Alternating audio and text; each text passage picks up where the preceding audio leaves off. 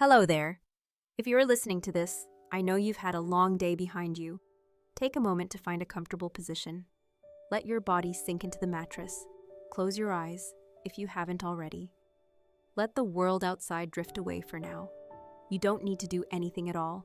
Just listen, breathe slowly, and let sleep find you, gently and quietly. Tonight, I'll take you back in time, to a place where the past still lingers in broken walls and forgotten barns.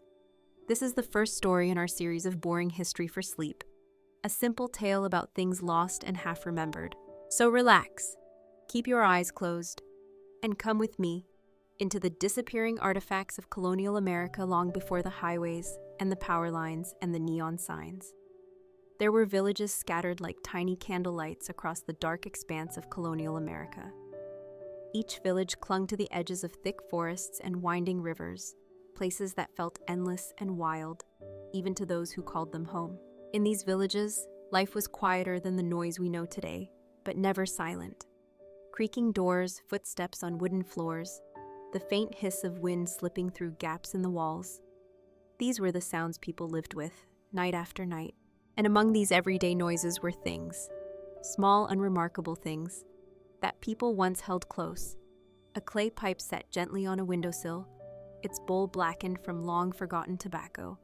A wooden spoon carved by a father for his daughter, so that she would always have a piece of him at her table, even when he was gone. Bundles of letters tied with a strip of linen, words scribbled in hurried ink, corners curled and yellowed with time. No one thought of these objects as treasures then. They were just pieces of a simple life, useful, worn, familiar. But centuries have a way of turning the ordinary into something almost sacred, because time has a habit of washing away what we think will always stay. When the old families died out or drifted west, they left their homes standing, walls leaning, roofs sagging, doors hanging open to the rain. Children who once ran barefoot through the fields grew up and disappeared into towns and cities, chasing futures that no longer smelled of smoke and fresh-cut hay. And what remained behind were these quiet things: the spoon, the pipe, the letters, hidden beneath loose floorboards, tucked behind hearthstones, waiting for someone to remember. Sometimes, wanderers and treasure seekers found them. They'd step inside an abandoned cabin, floorboards creaking under their boots. Dust would swirl in the shafts of light cutting through broken shutters. And there, in a corner, half buried in dirt, they'd see a glint of something. Maybe just a rusted hinge, maybe the edge of an iron kettle once used to boil water for countless dawns.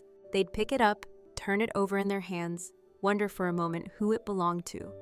But the story never spoke clearly. The people were gone. Their voices faded into the timbers, into the cracks of stone foundations, into the fields overgrown with thistles and ivy. And so, piece by piece, the artifacts disappeared. Some were taken by curious hands, carried off to sit on shelves far away, never to return.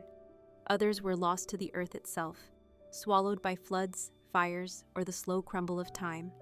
And yet now and then, on nights when the wind is restless, it's said that you can hear them whispering, the spoon tapping against a stone in the cellar, the letters rustling as if someone were reading them by candlelight, the pipe rolling across a windowsill when no one is near.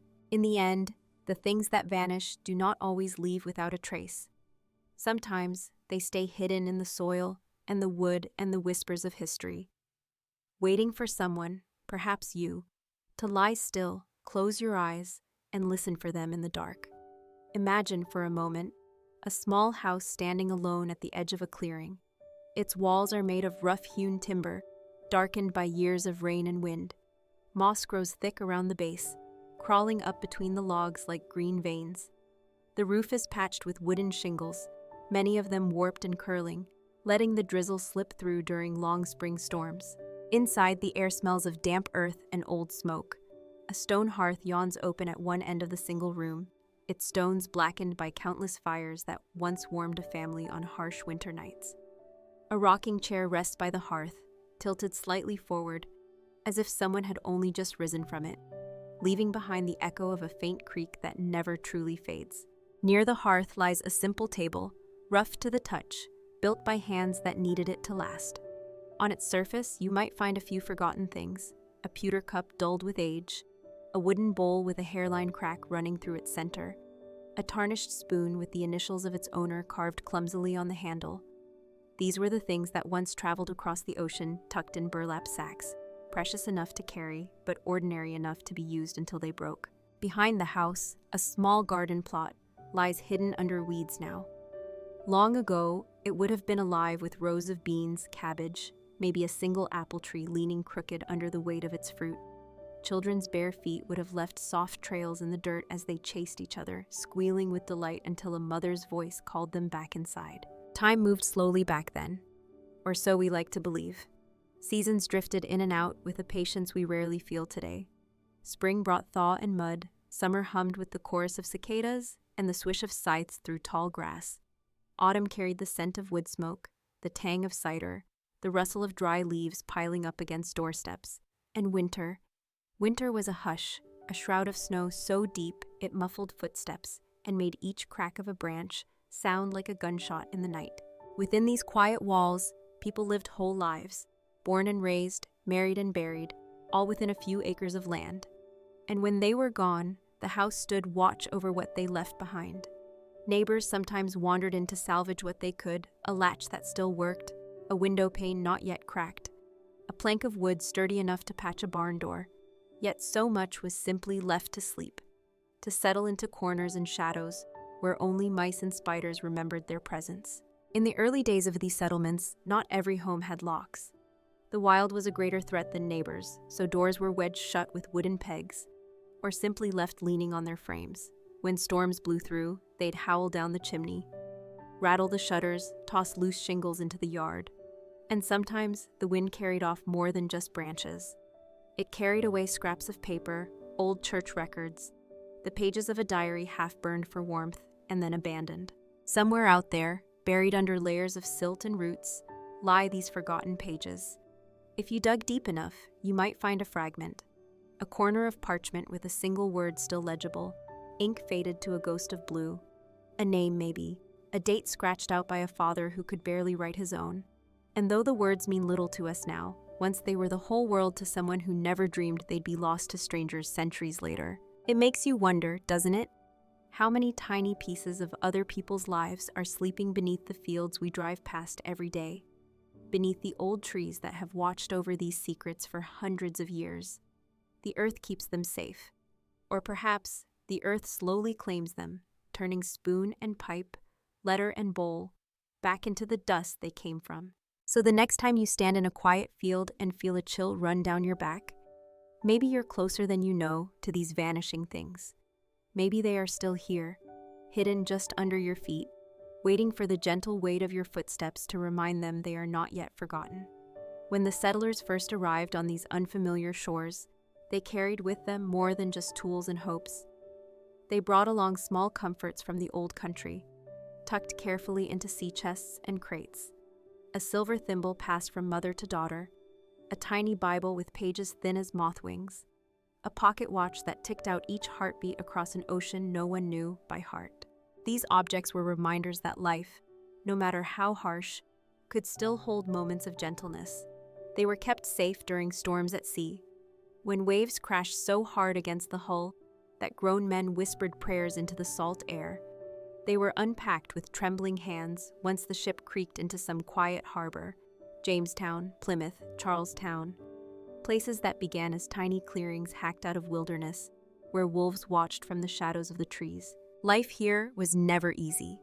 Cabins were raised in the span of a few weeks, logs stacked by neighbors who might not speak the same language but shared the same hunger and fear. Every nail hammered into a board had been carried across the Atlantic or forged at a smoky forge down the road. Nothing was wasted, nothing was thrown away lightly. A cracked kettle might serve for years, mended and mended again until it finally split too wide to hold water. Then it might be used to store ashes or scraps of cloth, or hammered flat and turned into hinges for a barn door. In this way, even the simplest things carried many lives inside them, stories hidden beneath scratches and dents, whispers that only patient ears could hear. But sometimes, those stories grew tired. When families packed up wagons and headed westward in search of fresh soil, they left behind what they could not carry: a spinning wheel too heavy for a single ox to pull, a chest of drawers missing one leg, too awkward to balance on rocky roads. Bundles of letters too painful to read again. Letters that spoke of children lost to fever, harvests lost to drought, dreams lost to the unyielding land. In these abandoned cabins and barns, wind and rain were the first to visit. The roof would leak, drip by drip, soaking the straw on the floor, softening the wood beams until they sagged like tired shoulders. Birds would fly through broken windows, building nests on what once was a family's dinner table. Mice and raccoons would pick through forgotten trunks, dragging away bits of cloth to line their burrows in the cellar. And so, the artifacts began to vanish. Not all at once, but piece by piece, like embers going cold. A candle holder tipped into a corner, covered with a blanket of dust so thick it looked like frost in the moonlight. A child's wooden doll, its painted face worn away by years of damp and rot, resting quietly beneath a fallen rafter. A set of pewter plates stacked inside a cabinet that leaned forward on its hinges, until one day, the whole thing crashed to the floor with a sound that no one was there to hear. Outside, the fields that once fed a family grew wild again. Grasses shot up knee-high, then waist-high, until they hid the low stone fences that marked where corn and beans used to grow. Vines climbed over broken fences, twisting through window frames, pulling shutters from their rusted hinges. In time, the forest crept back in, young saplings rising where chickens once pecked at spilled grain, roots prying up the stones of an old well that once held cold, clear water. Sometimes, travelers stumbled upon these lonely ruins. A trapper looking for game would push aside brambles and see the outline of a roof against the sky, half collapsed under the weight of snow. An old woman might point from a wagon road, telling her grandchildren that once, long before they were born, people lived and laughed there, that somewhere inside, under layers of leaves and mouse nests, the past still slept. But few dared to linger. There were stories, whispers that in some places, the walls remembered what they saw. People said that on windless nights, you might hear footsteps crossing a sagging porch. A door would creak open just a crack, then shut again with no hand to guide it. And in the morning, you might find something that hadn't been there before. A spoon on the steps, a scrap of lace caught on a thorn bush, a rusty key gleaming in the dew. These moments made people wonder, do these objects want to be found, or do they simply refuse to disappear completely? Is it possible that every kettle, every doll, every letter left behind is still waiting for its story to be told? Waiting for a voice to speak its name once more before the forest swallows it for good? And so they sleep on, these pieces of another time, drifting further from memory, yet never quite gone, hidden under fallen beams, tangled in roots, tucked beneath the hush of moss and leaves. They keep their secrets safe for another night, until someone, somewhere, dares to listen. Picture, if you will, a small stone church standing alone at the edge of an overgrown field. Its walls are built from rocks gathered by calloused hands, each stone hoisted from the earth, stacked and mortared together with care. The steeple leans slightly now, its wooden cross weathered and gray, but once it rose proud against the early dawn, calling settlers to gather when Sundays came. Inside, the pews are rough and splintered, worn smooth where generations of families sat side by side, whispering prayers that drifted up to the rafters like wood smoke. Beneath those pews, beneath the warped floorboards, lie small things, things forgotten when the last hymn was sung, when the last preacher packed his worn Bible and stepped away down a dusty road. A child's bonnet slipped from her mother's lap and tumbled into the shadows under the bench. A brass button popped from a man's coat as he knelt to pray for rain to save his withering crops. A single page from a hymnal, corners charred from a candle that burned too low, folded and pressed into the crack between boards by a gust of wind no one noticed. When the church door finally swung shut for good, it did not do so with a grand farewell. No bells rang out, no voices lingered, only the steady drip of rainwater through the roof, the groan of beams settling deeper into the soft earth below.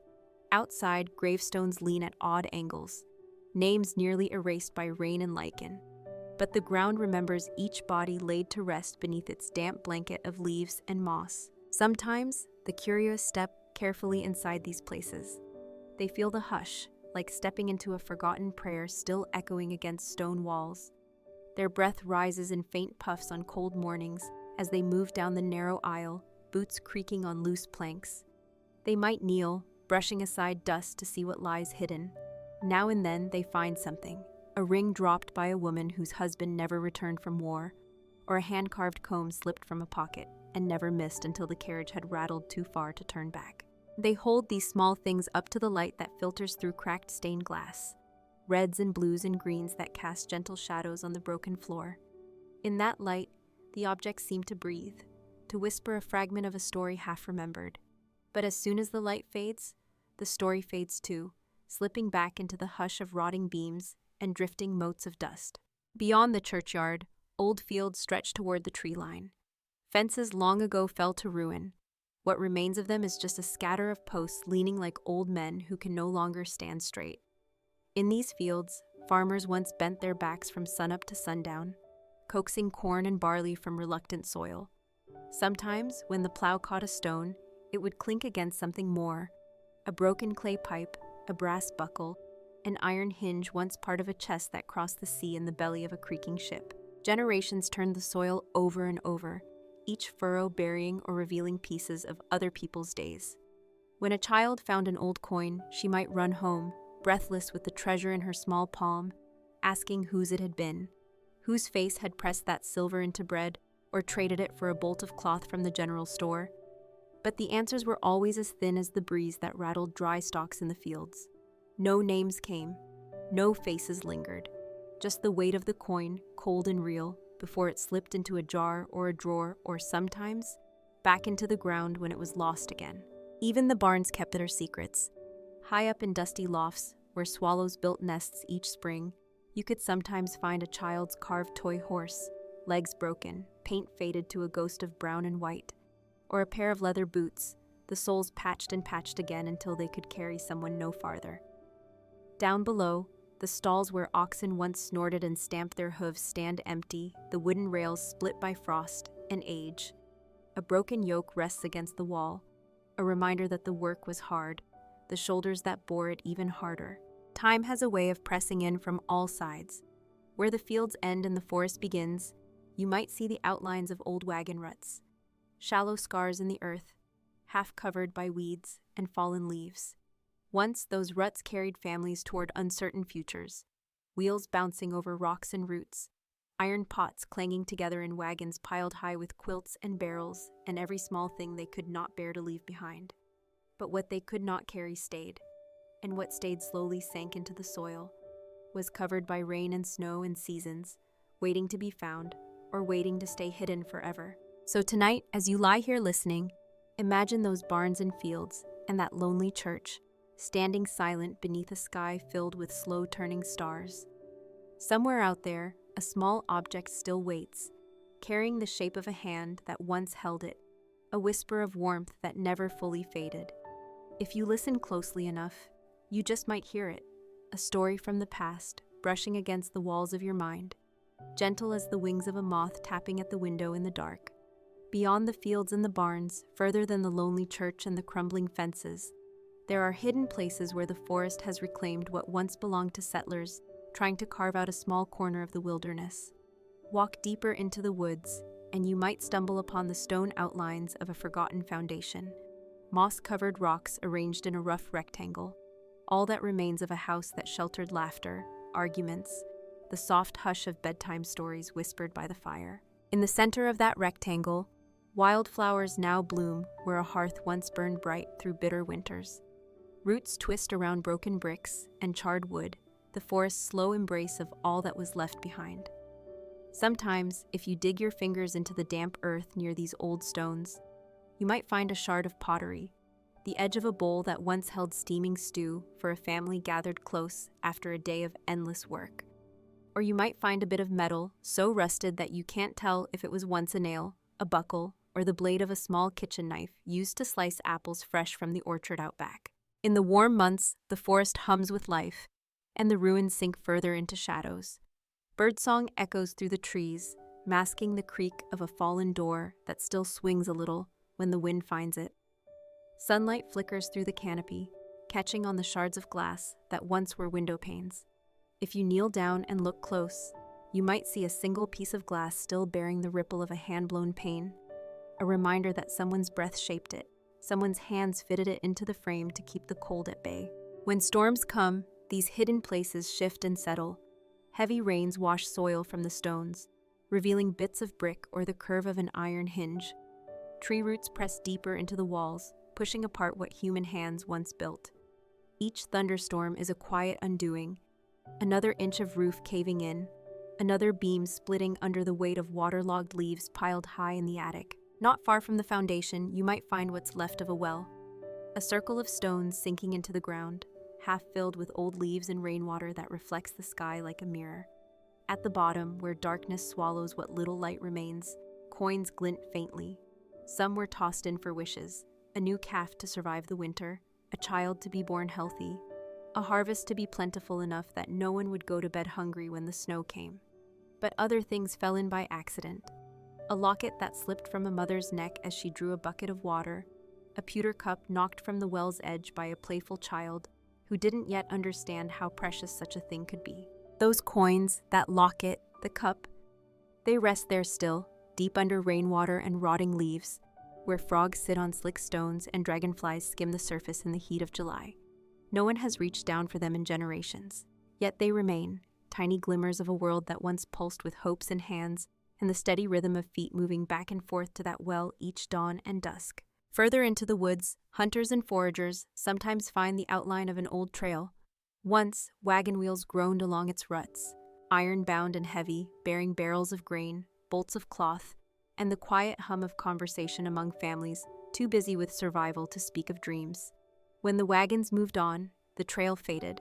Saplings took root in the soft earth.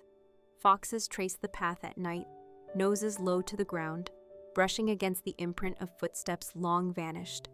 It's said that if you listen closely, you might hear the faint clatter of those wheels, like echoes caught between the rustle of leaves. Sometimes, deep in the hush of the forest, you might come across a clearing where a single chimney still stands, alone and stubborn against time. Blackened by rain and seasons, its stones are chipped, but the hearth at its base remains, a place where countless fires once crackled, where shadows flickered on rough walls, where someone may have sat in the hush of evening, mending clothes by candlelight, while the wind pressed against the shutters. Imagine that person, boots kicked off near the door, a clay pipe resting on the mantel, the glow of embers painting the room in soft orange and deep shadow. Outside, the forest whispered and creaked, but inside, the small warmth of the fire wrapped around the family like a blanket. A pot hung over the flames, stew bubbling slowly, a spoon stirring it now and then. A child curled in a blanket near the hearth, eyelids heavy, lulled by the pop and hiss of burning wood.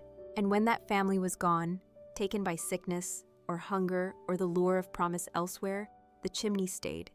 It stands still now, a lonely marker of all that once was ordinary and precious. Raccoons nest in the hollow flue. Vines wind their way up the stones, wrapping tight as if to keep the memory anchored. If you run your hand along the rough surface, you might feel the faintest warmth, a trick of the mind, or perhaps the echo of fires that never truly die. So the next time you find yourself walking through woods that feel older than they should be, pause when you see a crumbling chimney, a circle of stones, or a trail that fades into the brush.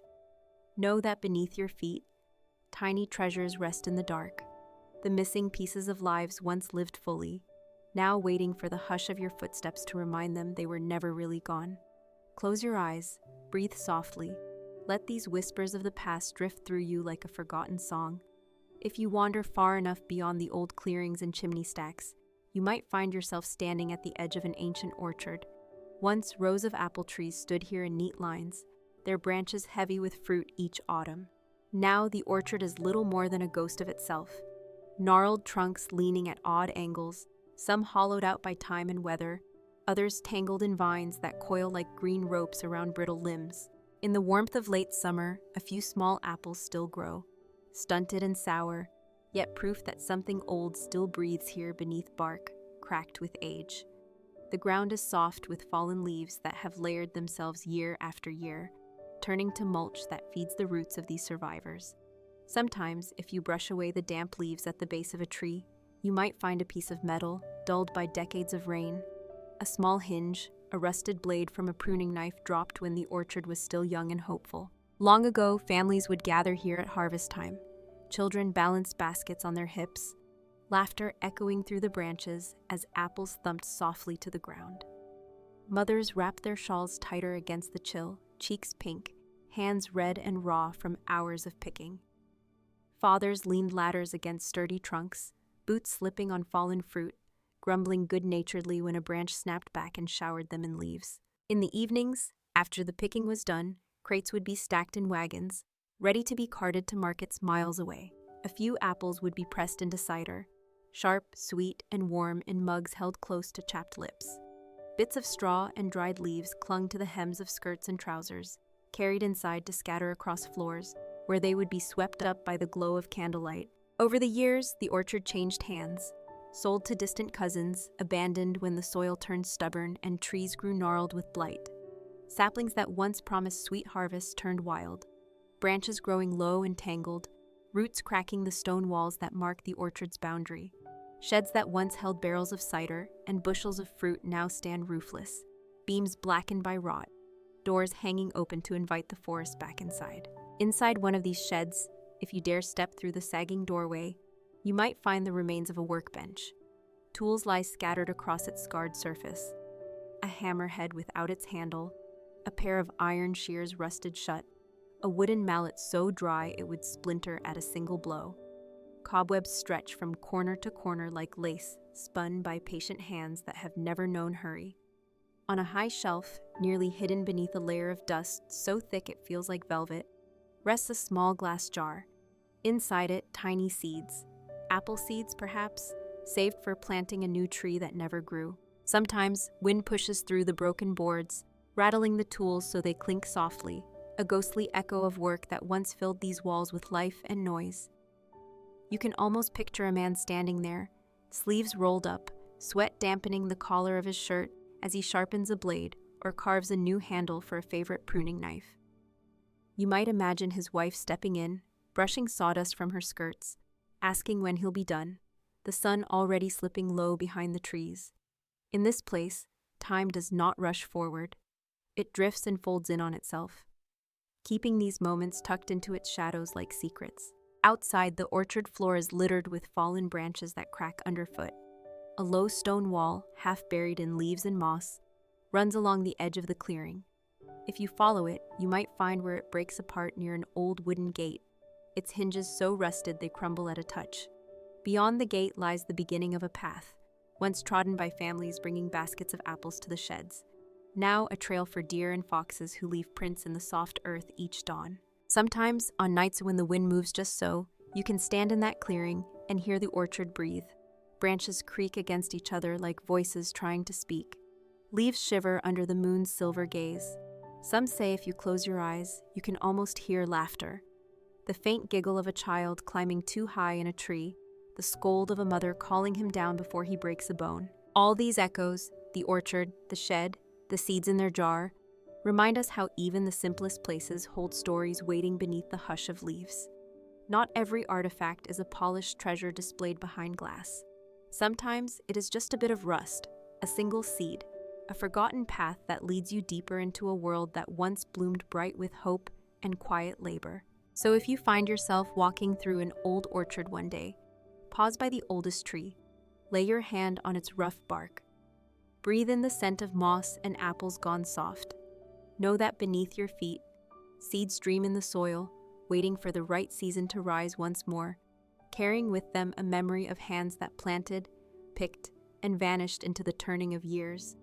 And as you drift toward sleep tonight, let that image settle deep within you, a place where time slows, where the past curls like roots into the dark, and where stories, like seeds, never truly disappear. Beyond the orchard and the crumbling sheds, there is sometimes a trace of a footpath that winds deeper into the woods. It is little more than a memory now. Two faint lines where grass refuses to grow quite as thick, where the earth feels slightly hollow underfoot, as though countless footsteps have pressed their mark into the roots below. Follow that path slowly, and you may come upon an old stone wall that seems to rise from the forest floor like the spine of some slumbering animal. The wall is crooked, its stones pushed and pulled by frost and the patient grip of tree roots. Here and there, moss grows thick in the crevices, softening the sharp edges that once marked the boundaries of someone's small farm. Once these stones were gathered by hand, pried from fields with iron bars and horse-drawn sleds, stacked each spring as families cleared land to coax stubborn crops from rocky soil. Near the wall stands the remains of a smokehouse, its walls half fallen, the roof long gone, open to the slow drift of snow and the whisper of rain. Inside, beams that once held hams and salted fish still jut from the walls, blackened by decades of smoke and flame. On the earthen floor, you might find the ghost of a fire pit, ringed by stones now hidden beneath damp leaves. If you crouch down and brush them aside, you might catch the faintest scent of ash that clings to the stones even now, a ghost of meals that fed whole families through the hardest months. Imagine, if you will, the work it took to keep such a place alive. Men and boys hauling logs to stoke the fires, their breath white in the cold as they carried buckets of brine. Women bending over barrels, packing fish and salt until their hands cracked and stung, voices rising and falling in the small, smoky space. Instructions, laughter, small complaints about the winter wind that rattled the shutters. Every item preserved here was a promise that when the snows came heavy and the rivers froze, no one would go hungry. Once the barrels were sealed, they'd be stacked high in a root cellar dug into the hillside nearby. A dark, cool place that smelled of earth and damp stone.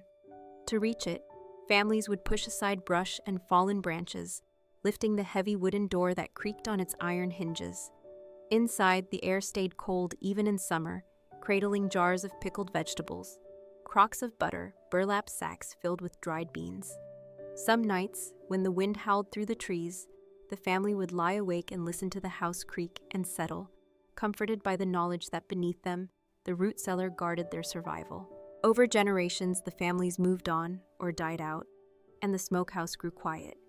The beams that once held heavy hams now cradle the nests of birds who slip in through the broken walls. The fire pit sank deeper into the soil, filling with rainwater and rotting leaves. Tools left leaning against the walls, iron hooks, a cleaver blade dulled by years of use, rusted where they stood until they fell into the dirt to rest with the bones of the forest. Some say that on foggy mornings, you can see wisps of smoke curling up from where the chimney used to stand, though no fire has burned there in a century or more. Travelers who pass through swear they hear the low murmur of voices, the clang of a pot, the soft scrape of a knife across a cutting board. But when they step closer, the smoke drifts away like mist, and the silence settles in again, thick and gentle, wrapping around the ruins like an old quilt. Further along the wall, you may find a well, ringed with stones dark with moss. Its rope and bucket are gone, rotted away long ago, but if you peer over the edge, you might see a glimmer of water far below, reflecting the pale sky. Stories tell of coins at the bottom, wishes made by small hands, tossed in by children who closed their eyes tight and dreamed of simple things: a new pair of boots, a warm coat, a baby brother who would live through the winter. Sometimes during droughts, the well would run dry, its muddy bottom cracked like an old map. Families would gather around it, desperate, hoping for rain to fill its depths again. When the clouds finally broke, they'd stand in the downpour, faces lifted, arms outstretched, feeling the cold drops run down their sleeves and into their boots. They'd say it was the land's way of forgiving, a promise that the fields would yield, that the orchard would bloom again, that the root cellar would not stand empty when the winds grew sharp. Now the well sits forgotten, visited only by the curious or the lost. Rabbits drink from its rim on cool evenings. Fireflies drift lazily above it in June, blinking their soft green lights like lanterns leading the way home.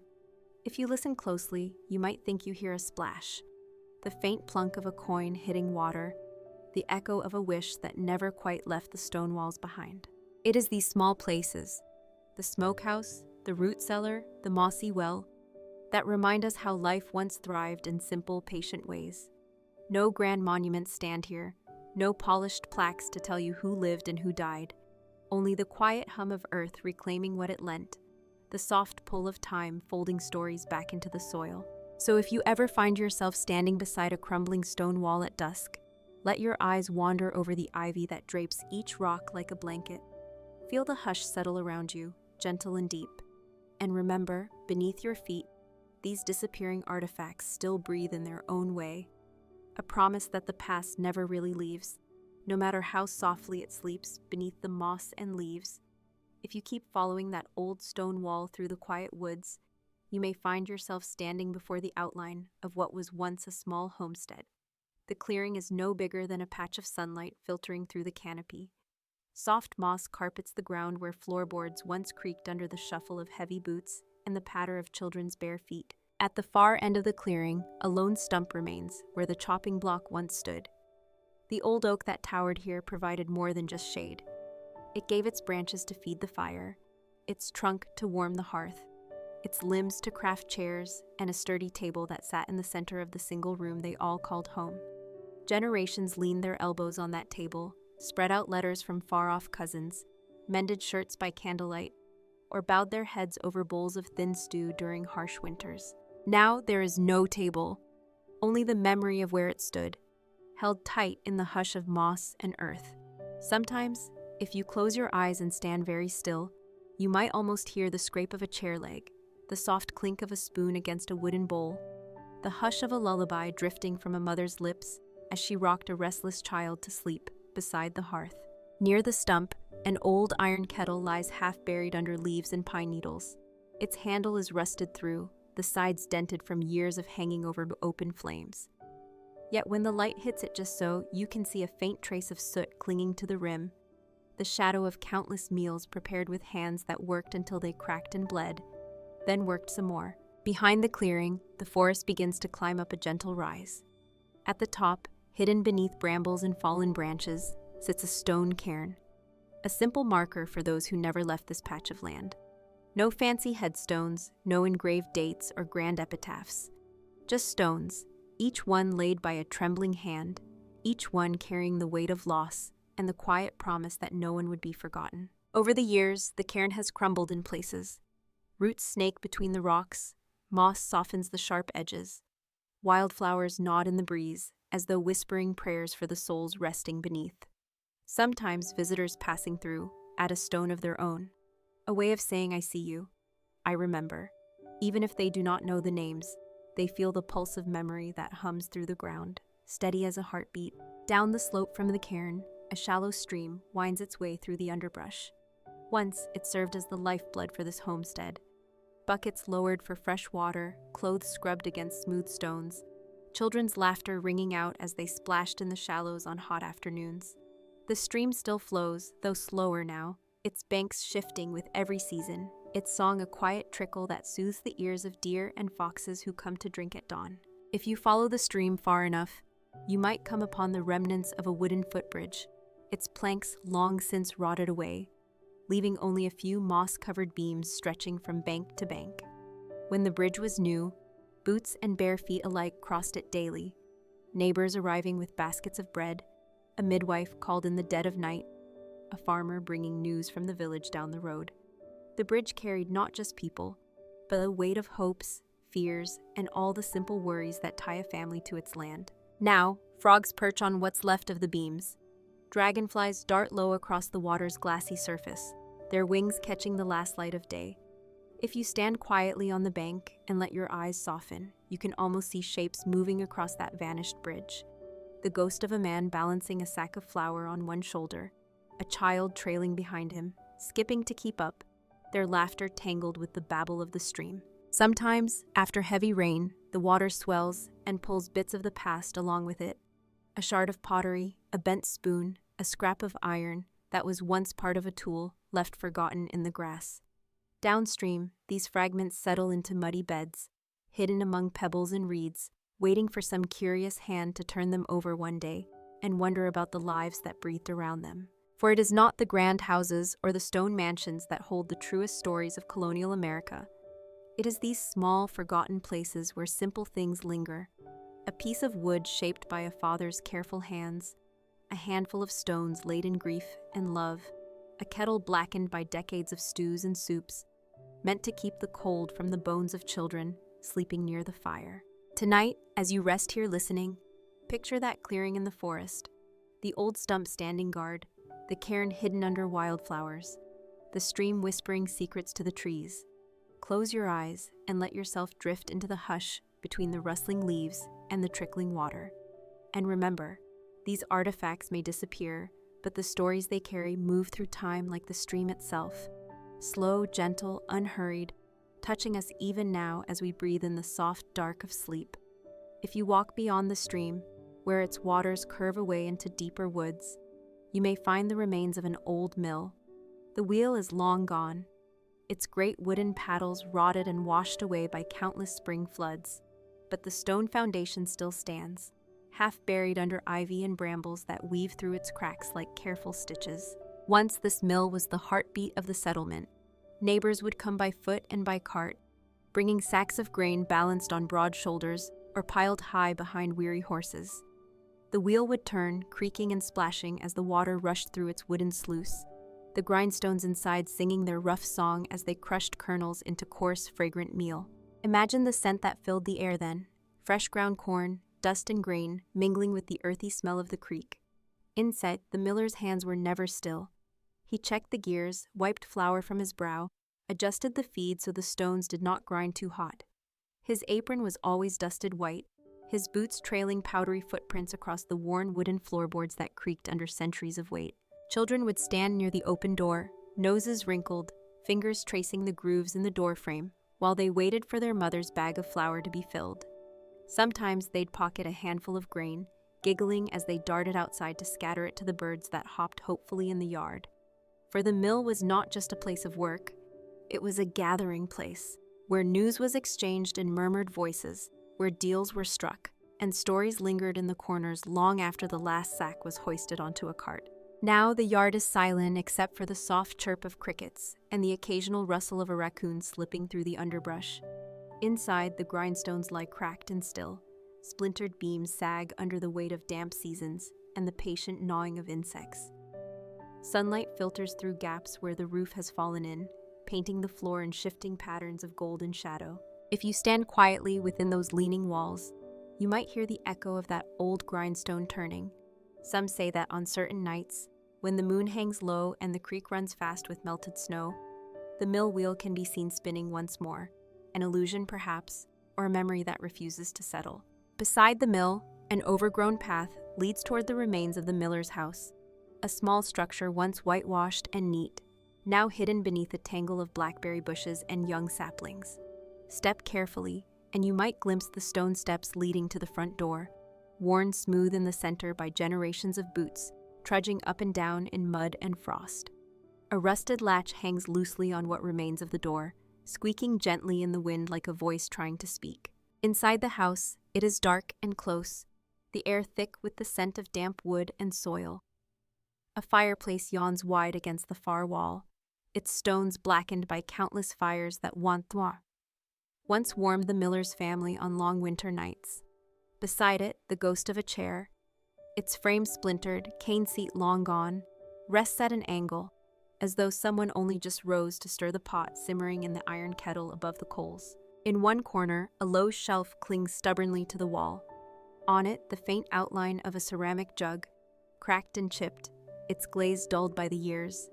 Once, this jug might have held fresh milk from a neighbor's cow, or cider pressed from the orchard upstream. On cold nights, its warmth would have been passed from hand to hand, steam curling in the dim room as stories were told in low voices, careful not to wake the children asleep on pallets by the fire. Beneath the dirt floorboards, mice have tunneled where potatoes and apples once lay in burlap sacks, stored against the threat of lean times. Here and there, a bone button, a square nail, a bit of broken crockery turn up when rain washes away the soil. Tiny pieces of everyday life, too plain for museums, yet precious in the quiet way they insist the past is never entirely lost. Behind the house, the mill pond has shrunk to a muddy pool ringed by cattails. Insects dance above its surface at dusk, their wings catching the last light like sparks drifting up from a dying fire. Once, children would skip stones across its glassy face, each ripple carrying their laughter to the far bank where frogs croaked in answer.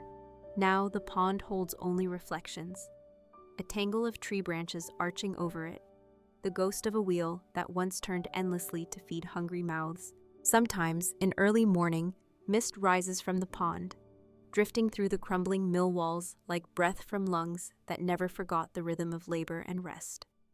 Birdsong trickles down from the branches above, mingling with the hush of water moving slowly, endlessly forward. A soft reminder that time, too, carries stories from place to place, wearing away the edges but never quite erasing what lies beneath. So if you stand by that old mill one evening, listening to the creek's patient song, let your mind drift back to the sound of grindstones turning, the scent of fresh flour on a cold wind, the hush of footsteps carrying grain from door to wheel. In this way, these vanishing artifacts, wheel, stone, jug, footsteps, spin on, long after the last sack of corn was milled and the last child's laugh echoed off the water. They wait for you here, in the soft rustle of leaves, the sigh of beams, the hush of water slipping by, the past pressing close, gentle and unhurried, like sleep. Beyond the mill and the shallow pond, the land slopes gently upward until the forest opens onto a wide meadow, bathed in moonlight if you arrive when the night is clear. Here, wild grasses wave in soft ripples, catching the silver glow like an ocean made of silk and whispers. Once, this clearing was farmland. Rows of corn and beans, low fences to keep out wandering deer, scarecrows perched on crooked poles with old hats and borrowed shirts flapping in the wind. If you look closely, you can still see the faint mounds and furrows beneath the grass, the ghost of plow lines etched into the soil, by men and oxen who rose before dawn and worked until the last light slipped behind the tree line. Children played between rows, chasing each other with shrieks and giggles that floated up into the hot summer air. Mothers bent low to pull weeds, baskets strapped to their hips, humming songs their own mothers had sung far across the sea. When harvest came, the meadow was a place of gathering. Neighbors helped neighbors, hands blistered from pulling ears of corn, voices hoarse from laughter and the soft grumble of gossip. Baskets overflowed, wagons creaked under the weight of vegetables, and hopes for a winter that would be kind. At night, when the work was done, they would light small bonfires at the edge of the field. Older children dozed on blankets spread over the grass, while adults leaned close, talking low about prices and distant family, about storms and good luck and the new baby sleeping inside the cabin on the hill. Now all that remains is the hush. The fences are gone, posts pulled down for firewood or swallowed by time and ivy. The scarecrows stand no longer, only their sticks lie buried beneath leaves and tangled roots. Yet on certain nights, some say you can see shapes moving through the grass, the suggestion of people stooped low, the glow of a lantern swaying softly as if guiding tired feet back toward the warmth of home. At the far edge of the meadow, half hidden by sumac and young pines, sits a single iron plow, its blade rusted to a deep brown, its handle splintered and gray. It leans against a rotting post, the last sentinel of labor that once fed so many hungry mouths. Long ago, this plow turned over heavy soil in spring, its blade biting deep, carving furrows that would cradle seeds dropped from careful fingers. Year after year, season after season, its creaking voice spoke to the earth, a promise that no matter how cold the winds blew, life would push up green again. Nearby, a pair of leather gloves lie beneath a rock, stiff with age. The seams split where a farmer's strong hands once pushed the plow through stubborn clay. It's said that when rain soaks the meadow, the gloves drink in water until they soften again, as though waiting for hands that will never return. Sometimes the wind lifts them slightly, brushing dirt from the fingertips like a gentle reminder that labor, once given freely, never truly leaves a place. If you listen closely, the meadow hums with echoes. The low murmur of neighbors working side by side, the creak of wagons rolling over rough ground, the soft thud of corn dropping into baskets. These sounds drift on the night breeze, weaving themselves into the rustle of grass and the distant hoot of an owl perched high in an old oak at the field's edge. Further along, just beyond the plow, you may stumble upon the remains of a small garden, once an herb patch tended by careful hands. A few wild stalks of mint and sage still push up each spring, stubborn reminders that something planted with care can outlast fences, walls, and the footsteps of those who once knelt here with a trowel and soft words for the soil. Sometimes, deer nose through the patch, nibbling at the leaves. Birds hop from stem to stem, scattering seeds that drift and settle where they will, carrying whispers of the garden to places no hand will ever tend again. These simple things, a plow, a pair of gloves, a patch of mint, are small, quiet proof that the past does not vanish all at once. It dissolves slowly, like mist lifting at dawn, leaving behind traces that speak to those willing to listen. They do not shout, they do not demand. They simply wait in the hush of fields and woods, patient as the turning of the seasons. So tonight, as you lie still, eyes closed, let your mind wander back over all you've seen. The old church with its leaning stones, the root cellar dug deep into the hillside, the orchard where apples fell like soft thumps into waiting hands, the well hidden beneath moss, the mill with its quiet wheel, the footbridge and the cairn beneath the wildflowers, each place holding its small share of things left behind, things that fade but never fully leave. Picture them resting gently beneath layers of soil and snow, guarded by roots, remembered by streams, whispered about by winds that have blown through these clearings for hundreds of years. Know that every artifact, every spoon, every letter, every coin in the dark belly of a well is not just metal or wood or clay. It is a heartbeat, an echo, a lullaby humming just beneath the surface of our busy world. When you feel sleep tugging at your edges tonight, let these stories drift through you like soft rain. No need to hold them tightly. They are patient enough to return whenever you wish to listen again. Breathe slowly, feel the weight of your body melt into the mattress, and trust that these disappearing artifacts still watch over their fields and forests, their walls and wells as the world above them continues to turn. And you, safe in your quiet room, may carry a small piece of that hush with you, a reminder that in the soft dark, history sleeps just beneath your dreams, waiting to be heard. Thank you for resting with me through this quiet corner of the past. This was just one part of our Boring History for Sleep series. Stories made to drift through your mind like soft rain, carrying you gently toward dreams. Now, if you're ready, let's wander further. Our next tale is the silent exodus of the Great Plains tribes, a story of wide-open skies, windswept plains, and a people who moved quietly through history's shadows. Close your eyes, breathe slow, and let's listen together. Long before fences sliced the land into tidy squares and iron rails carved paths across the wide prairie, the Great Plains stretched out in a sweep of grasses that rose and fell like waves on a green-gold ocean.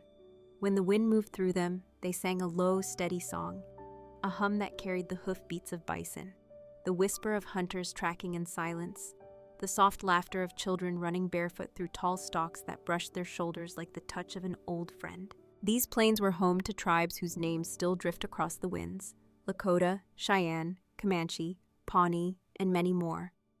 For them, the land was not something to own, but something to belong to. They followed the rhythms of seasons and herds, moving their camps like threads stitched lightly across a vast quilt of earth and sky. Their lodges rose and fell with the bison's path, circles of hide and pole that appeared on a riverbank one week, then vanished into the horizon the next, leaving behind only trampled grass and a ring of stones that held the memory of a fire's warmth. Imagine standing on one of those ridges at dawn. The sky is a wash of pale blue and soft pink, the prairie below you rippling in the breeze. Somewhere out there, a herd of bison grazes, dark shapes moving slow and steady, each snort sending up small clouds in the cool morning air. Near your feet, the embers of a night fire glow faintly, crackling now and then as if they, too, are waking with the sun. A woman kneels by the fire, feeding it dry sticks, her shawl pulled tight against the chill. Behind her, the lodge stands silent, its painted hides fluttering softly, telling stories in colors that catch the dawn light, stories of hunts, of storms survived, of children born into the hush between thunder and rain. Close by, you might hear the low murmur of voices, elders speaking of where the herds have moved, of the next safe place for camp, of which river will run clear and full when the dry months come. Their words drift up into the open sky, mingling with the calls of meadowlarks perched on fence-post-high stalks of big blue stem. For here, everything is carried by the wind, words, songs, the crackle of a child's laughter, the hush of footsteps that leave no mark in soil too soft to hold them for long. Each family's possessions were simple yet held close: tools made from bone and antler, pots of clay shaped by patient hands, bundles of robes sewn with porcupine quills dyed in shades of sunset and riverbank mud. The people moved light, leaving behind what the land would reclaim, taking only what they could carry on the backs of their ponies, whose hooves were sure and silent on the shifting ground. There was a freedom in this movement, a quiet confidence that the world would provide if one listened well enough. A single bison could feed and clothe and shelter a family through the bitterest cold, its hide stretched over poles for a lodge, its bones carved into needles and knives, its sinews spun into strong thread to stitch together everything a body needed to survive. Nothing wasted, nothing taken without a prayer, a promise to the herd and the earth that the gift would be honored. But the Great Plains were not always soft winds and easy days. Storms rolled across the horizon with a roar that made even the strongest warriors pause in their tracks. Walls of black clouds that cracked open with lightning and pounded the grass flat with sheets of rain. Families would huddle inside their lodges, voices hushed, listening to the drum of drops on stretched hides, the rattle of poles shivering in the wind. And when the storm passed, they would emerge into a world washed clean, puddles reflecting the endless sky, bison moving slowly once more under the wide, forgiving sun. In those days, time felt different. It flowed in circles rather than lines. From the budding of new grass to the rumble of the herds, from the warmth of summer nights to the brittle frost that snapped branches under a full winter moon. Children learned from stories told by firelight, eyes wide as elders spoke of ancestors who rode across these same plains long before any wagon wheel carved ruts into the earth. They learned the shape of rivers by watching birds rise and dip above them, the scent of coming snow by the twitch of a pony's ear, the meaning of wind by how it carried voices far into the tall grass. These small lessons were the true artifacts, not tools or beads or painted hides, but a way of seeing the land as a living memory, a promise that so long as the wind hummed through the prairie grass, the people would be part of its song. Yet even then, whispers came of a change blowing in from the east, a change that would scatter these quiet camps like dandelion seeds before the plow, the fence, the iron road. But for now, in this part of the story, they still stand together beneath a sky so wide it feels like it could hold every dream ever dreamt, between the roots of the prairie grass and the flight of an eagle high above the dawn. When the sun climbed higher above the wide prairie, the land shimmered with a quiet promise. Buffalo grass, switchgrass, and bluestem bent in graceful waves under the steady breath of the wind, hiding paths so familiar to those who knew where to look. These narrow trails, barely pressed into the earth, connected camps like beads on a necklace strung by invisible hands, routes traveled by families and entire tribes for generations, following the migration of the great bison herds that fed both body and spirit. Imagine, for a moment, a group of lodges rising on a gentle slope above a meandering river. From a distance, they look almost like part of the land itself. Low, rounded shapes painted in earth tones and symbols that spoke of family lines, past hunts, prayers for good weather and strong children. Smoke lifts from the top of each lodge in thin columns that drift skyward before dissolving into the endless blue. Ponies graze nearby, tails flicking at flies, their ears twitching at every whisper carried on the wind. Inside a lodge, the air is warm with the scent of tanned hides, sweetgrass, and the slow bubbling of stew made from dried bison meat and roots gathered when the earth was soft and generous. A mother hums as she stirs the pot, the soft sound weaving around the lodge poles like a lullaby, meant for no one and everyone all at once. Children sit cross-legged beside her, carving toys from scraps of wood, practicing the same skills their fathers and grandfathers once did, under the same canvas of stars. In the evenings, when the sun dips behind distant hills and the prairie takes on the hush of twilight, fires flicker at the heart of each lodge. Families gather close, stories rising into the shadows that dance along the curved walls. Elders speak of the days when the people's ancestors first found this vast land, how they learned to read the bison's trails, the river's moods, the thunder's warnings. They speak of spirits that dwell in the stones, the wind, the feathers that drift down from eagles passing far overhead.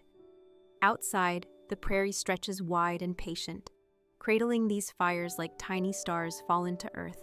But even as the people settled in these temporary camps, they were always ready to move, to listen to the land's quiet instructions. A sudden shift in the wind might carry news of the herds moving on. Tracks pressed into soft ground would speak louder than any words, telling hunters where to go and when to stay. When the time came, the lodge poles would be pulled from the ground, hides rolled and tied behind sturdy ponies, fires scattered and covered with dirt until only a faint ring of ash remained. It was a dance with the earth, never taking more than one could give back, never leaving behind scars that would not heal with the next spring's green. Not all who crossed these plains were so gentle. From the east, whispers carried by traders and scouts brought word of newcomers, settlers building cabins that stayed put, fields fenced tight with split rails and barbed wire. Where once the tribes moved like the wind, now there were invisible walls, boundaries marked not by rivers or herds, but by paper maps drawn in far-off cities no one here had ever seen. And yet, in these early days, the people of the plains still held to their old ways, believing perhaps that the earth was too wide, too wild to be tamed by axes and plows. At night, when the fires died down to coals, some lay awake listening to the distant howl of wolves, the deep grunt of bison far out on the moonlit grass. The stars overhead felt as near as the next camp, each one a pinprick through the canvas of the world, reminding all who lay beneath that they were part of something larger, older than any fence could ever contain. Mothers whispered prayers for safe journeys and strong children. Fathers slept with spears and bows within reach, trusting the spirits of the prairie to watch over them as they dreamed of wide plains untouched by the iron road that would one day cut across the land like a wound that never quite healed. In the hush between sleep and dawn, you might hear it too, the sigh of the grass bending under an unseen footstep, the whisper of a pony's breath as it shifts its weight in the shadows, the slow heartbeat of the earth carrying the memory of people who belonged to the land as much as the bison did.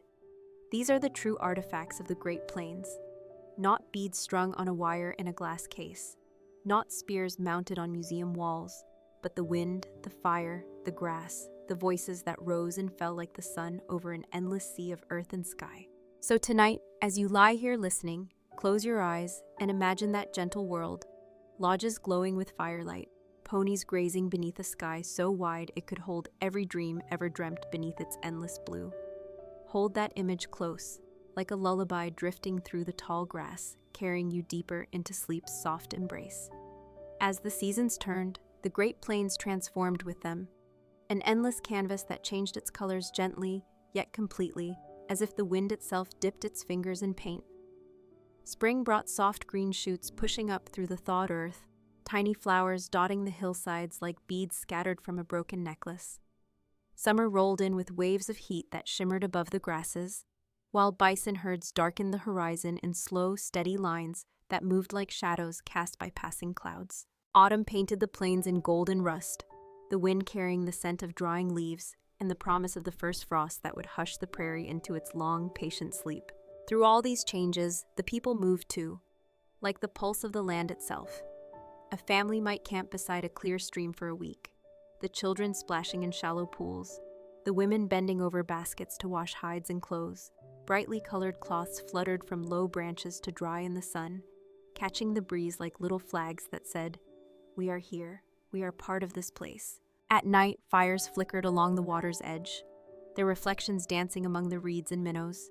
Stories rose with the smoke, drifting up into the canopy of stars that felt closer here than anywhere else on earth. A grandfather might tell the tale of the trickster coyote who stole fire from the gods, his voice low and gentle as he watched the faces of his grandchildren glow in the shifting light. A mother might hum an old song, its tune so soft it could be mistaken for the wind itself, her hands braiding her daughter's hair in long, slow motions that spoke of patience and the passing down of quiet strength. Each morning, the elders read the signs the land offered. They looked for the tilt of bison tracks pressed into the damp soil, for the flight of geese overhead, tracing invisible maps to warmer places. They listened to the wind in the grass, the taste of rain in the air, the way the ponies shifted their weight as if they too sensed what came next. This knowledge, the reading of the world's small, silent messages, was as much a treasure as any carved pipe or beadwork belt. It was passed from mouth to ear, from eye to eye, so that no child ever truly sat alone in their learning. They learned to wait, to watch, to carry the land's stories within them like a heartbeat that never truly stopped. But as time moved on, other footprints began to press into the prairie grass. Footprints not soft and circular like moccasins, but heavy, sharp-edged boots that carried men who did not move with the seasons but stayed, hammering posts into the ground, stringing wire between them, planting seeds in neat rows that ignored the shifting herds and the paths of streams. The people of the plains watched these new fences appear like thin scars across their hunting grounds, cutting through trails once shared by bison, antelope, and ponies alike. It was a quiet change at first. A fence here, a gate there, but the prairie was a place where even the smallest shift could echo for miles. Children were the first to feel the difference. Where once they raced freely across hills and through tall grasses, they now came upon barriers that bit at their legs and caught their clothes. Mothers called them back more often, telling them not to stray too far, to stay where eyes could see them. Fathers rode further and further to find herds that now drifted away from settled lands, deeper into places where the fences did not yet stretch like thin, iron hands. Sometimes, families would meet on a ridge to share what they had seen. A lone bison, wounded by hunters, who shot not for need but for sport, left to rot in the sun. A grove of trees along a stream, cut down to build cabins and barns. The shade gone, the water growing warm and shallow, where it once ran clear and cold. The elders spoke in low voices, their faces lined with worry and something deeper, a grief that could not yet find its full shape, like a storm cloud forming just beyond the edge of sight.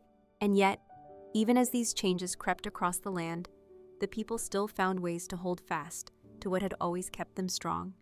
On summer nights, they still gathered in circles around fires that snapped and popped under the starlight. They still told the old stories, of bison hunts that fed the tribe for weeks, of the great thunderbirds whose wings brought the rains, of tricksters who reminded them to laugh even when the world pressed hard against their hearts. They still danced, their feet tracing patterns in the dirt that mirrored the swirl of stars above them. The beat of drums echoed across the plains, mingling with the wind until it seemed as though the earth itself tapped out the rhythm through the rustling grass. Children watched wide-eyed, learning the steps, feeling the pulse of something older than fences or roads, something that belonged to them as surely as the rivers belonged to the rain. And when dawn came, pale and soft, the fires would die down to a hush of embers. Women wrapped their children in warm blankets, guiding them to lodges that smelled of smoke and earth. Elders sat awake a while longer, feeding the last coals, whispering prayers that the land would remember them kindly, that the wind would carry their voices far enough to be heard by generations yet to come. So, as you lie here listening, imagine that circle of fires burning softly on a high ridge, the shadows of dancers flickering across the tall grass. Imagine the quiet promise that no matter what storms or strangers might come, the people's stories would linger, tucked into the folds of the prairie, humming just beneath the hush of the wind, waiting for you to find them in your dreams. When winter came to the Great Plains, it did not knock gently, but arrived like a hush that settled across the endless grass, folding the land into itself. Cold winds blew steady and sharp, carving ripples through snowdrifts that piled against the low hills and riverbanks. At dawn, the prairie glittered like a frozen ocean, each blade of grass stiff with frost, each branch bending under the weight of white that fell silent in the dark. In these months, the people drew closer together, their lodges arranged in tight circles, doors turned away from the bitter winds.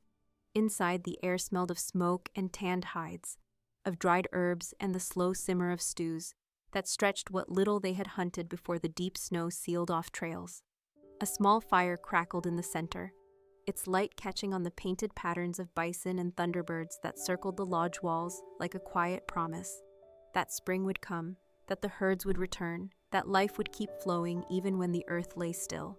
Mothers and grandmothers mended moccasins by that fire, their fingers moving short and slow through stiff hide, adding bright beads or bits of dyed quill to remind each child that even in the leanest season, beauty mattered.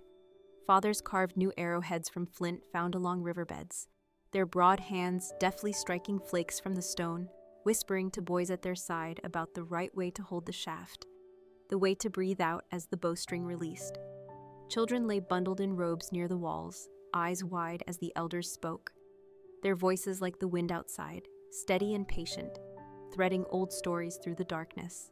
Outside the lodges, ponies stood huddled against the cold, their coats thick and shaggy, hooves crunching the snow to reach dry grass hidden beneath drifts. Sometimes, the low bellow of bison echoed across the frozen plains, a sound that meant hope, that meant meat and hide and bone to carry the people just a little further through the long, white hush. But the herds grew fewer each passing year. Where once thousands darkened the horizon, Now small clusters roamed warily, pushed westward and northward by hunters who came not with bows and quiet prayers, but with long rifles and wagons heavy with skins that would be sold far from these icy fields. In the darkest months, families dreamed of the first thaw, the way the snow melted in slow rivulets that trickled into streams swollen with promise. They spoke of the soft shoots that would break through damp soil, the sound of frogs returning to ponds rimmed with new green, the scent of wood smoke carried by warm breezes instead of bitter gusts. The elders reminded the young ones that the land always held its own memory of spring, that no matter how deep the snow piled or how harsh the wind cut through thin walls, beneath it all, seeds waited, patient and unseen. But in the same breath, new stories threaded themselves through the old. Stories of strangers building houses that did not move with the seasons.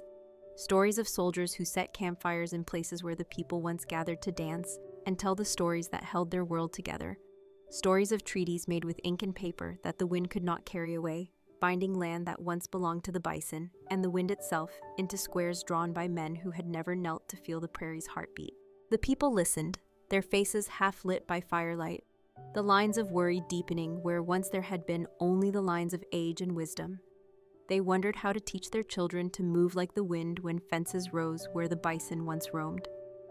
They wondered how to teach patience when patience seemed not enough to hold back the walls that closed around them inch by inch, mile by mile. Yet even in these dark nights, hope flickered like the embers at the center of the lodge. Hope lived in the lullabies mothers hummed as they wrapped their babies tight. It lived in the soft murmur of prayers offered to the ancestors who still watched from the stars above. It lived in the warm press of hands sharing meat and broth when hunger lingered too close. In the morning, when the wind howled against the lodge walls, some would step outside and stand still for a moment, their eyes squinting against the glare of sun on snow. They would breathe deep the cold, letting it burn in their chest, reminding them they were alive. Tied to this place by Mekai, more than stories, by more than fences could ever break.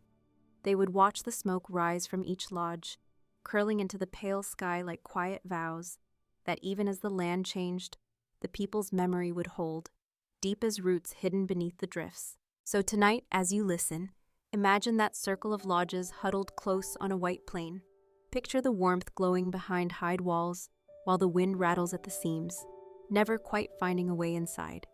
See the small hands tracing patterns in beads, the quiet eyes blinking slowly in the hush, the firelight flickering across faces turned toward tomorrow. Let this image settle in your mind. The promise that even in the coldest season, something waits beneath the snow, dreaming of the green days to come, just as you now drift toward your own quiet dreams. When the first breath of spring finally touched the frozen prairie, it arrived not with fanfare, but with a hush so gentle you could almost miss it. Snowmelt trickled in thin silver streams down gullies and shallow ravines, pooling in low places where the ground still lay hard with cold. The wind, once sharp enough to carve hollows in the drifts, softened and carried the scent of damp earth and the promise of green. In the camps, people stirred from the heavy sleep of long winter nights. Children, their faces still round with the quiet hunger of lean months, stepped outside the lodges barefoot, pressing their feet into the thawing mud, squealing at the shock of it. Mothers called them back to bundle in blankets, but they lingered at the door flaps, wide-eyed at the first glimpse of grass poking up through the brown mat of last year's stalks. Men gathered at the edge of the camp to read the horizon. Their eyes traced the line where land met sky, searching for the dark specks that meant the bison herds were moving again, testing the new shoots, drifting back toward familiar routes that for centuries had been as reliable as the rising sun. Ponies, lean from a winter's rationing, lifted their heads to sniff the wind, ears flicking at scents that promised movement, that old, patient dance between hunter and herd. Near the riverbanks, women scraped hides stretched between willow stakes, the raw skin pale against the backdrop of thawing earth. They worked in pairs, blades moving in smooth, steady strokes that whispered of years of practice, of mothers teaching daughters, of grandmothers bending close to show the right angle to hold the bone scraper. Smoke curled up from small fires where others boiled roots dug from damp ground, turning them into pastes that would soften leather, mend small cuts, ease the coughs that lingered when the snow was gone, but the cold remained. Further out, Boys chased each other through puddles that mirrored the sky, their laughter carrying across the open land like the chatter of birds returning to old nests. Sometimes they found the bones of small animals left by the winter's hunger, a rabbit's tiny skull, a feather caught in a patch of ice. They'd bring these trophies back, holding them high for the elders to see, seeking stories in the shapes of hollow eye sockets. In the curl of fur still clinging to a brittle rib, the elders would nod and speak of the lessons hidden in these small, silent things, how the land gave and took with the same hand, how every bone once carried a breath, and how each breath rose back to the sky when its work was done. By night, the people gathered around new fires, warming hands and hearts to the crackle of fresh kindling, stories that felt too heavy to tell, in the deep dark of winter, found voice again in the soft air of spring. They spoke of how the herds had once been so many that a man could ride for a day and never see the end of them, of how the camps had stretched along the rivers for miles, lodges rising like islands of warmth and song beneath the sweep of the stars. But woven through these old memories were new threads, stories of fences reaching farther each year, of settlers pushing wagons across trails the people had walked since their grandfathers' grandfathers were young, stories of soldiers building forts where the bison once drank, of traders selling rifles and blankets that carried sickness no drum or dance could chase away. The people listened to these stories with quiet eyes, their faces lit by firelight and the pale sliver of a moon rising above the plains. Children leaned against their mothers' knees, half asleep, yet their ears caught every word, each story planted in the soft soil of their minds like seeds that might root, grow, and hold them steady when the wind of change blew hardest. And still they rose with the sun. They packed their lodges and tools as they had always done, tying bundles to ponies who shifted and snorted in the early chill. They sang to the land as they moved, soft songs that asked the herds to come near, that asked the rivers to run clear, that asked the wind to carry their prayers high enough for the spirits to hear. Even as they crossed tracks left by iron wheels and heavy boots, they moved in circles, just as their ancestors had done, following the same bend in the river, the same shadow of the distant hills, the same calls of birds that knew when to fly north and when to return south with the cold. Their footprints were light, but their presence was deep, pressed into the memory of the prairie like the shape of the bison's hoof, like the trail of wind through tall grass that bends but never breaks. So tonight, as you lie here listening, imagine that spring sun spilling across the plains, touching the shoulders of people moving in quiet lines toward a horizon that still feels wide enough to hold them. Hear the soft calls of children chasing each other through puddles, the scrape of hide against bone blade, the low hum of voices that refuse to vanish, even as the world shifts around them. Let that hush settle over you like the first warm wind after a long winter, and know that in the gentle dark, their stories drift on, rooted in the earth, carried on the wind, and cradled now in your dreams.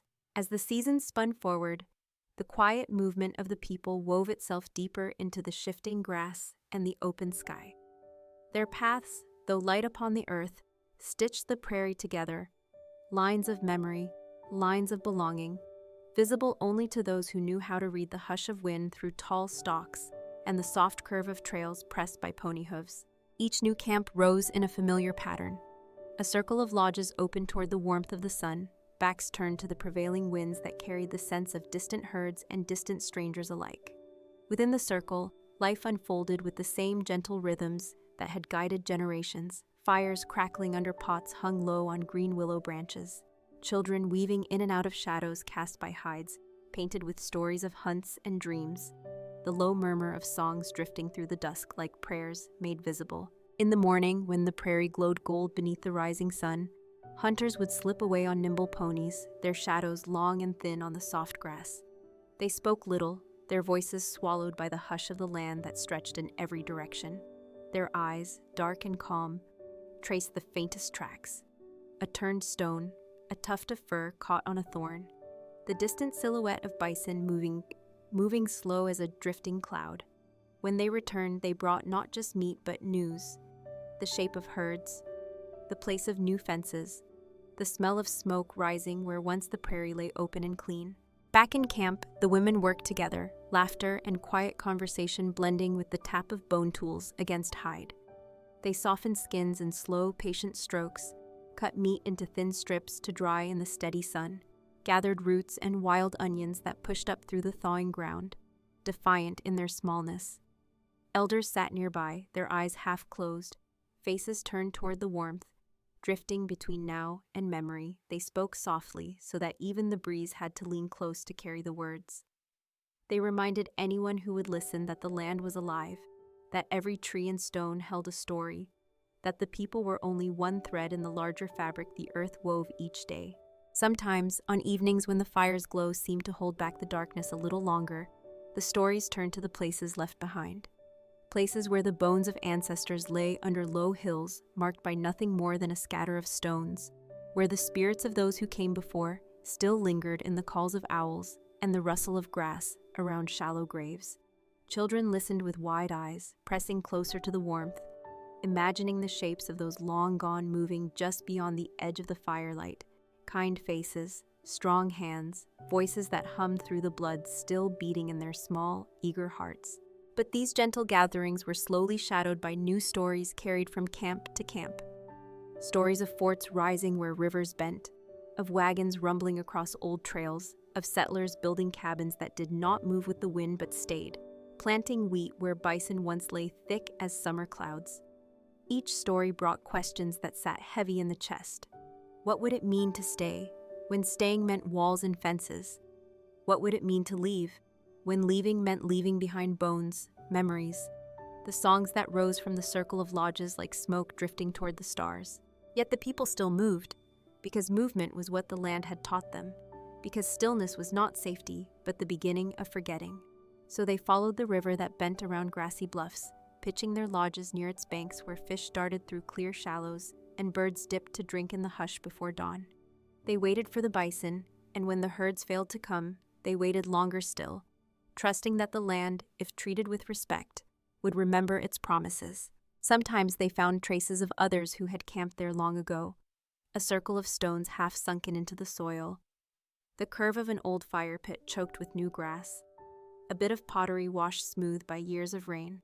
Mothers would bend down, lift these small artifacts in careful hands, brush away the dirt, and whisper thanks to the ones who came before, a reminder that they were never alone on this vast, breathing plain.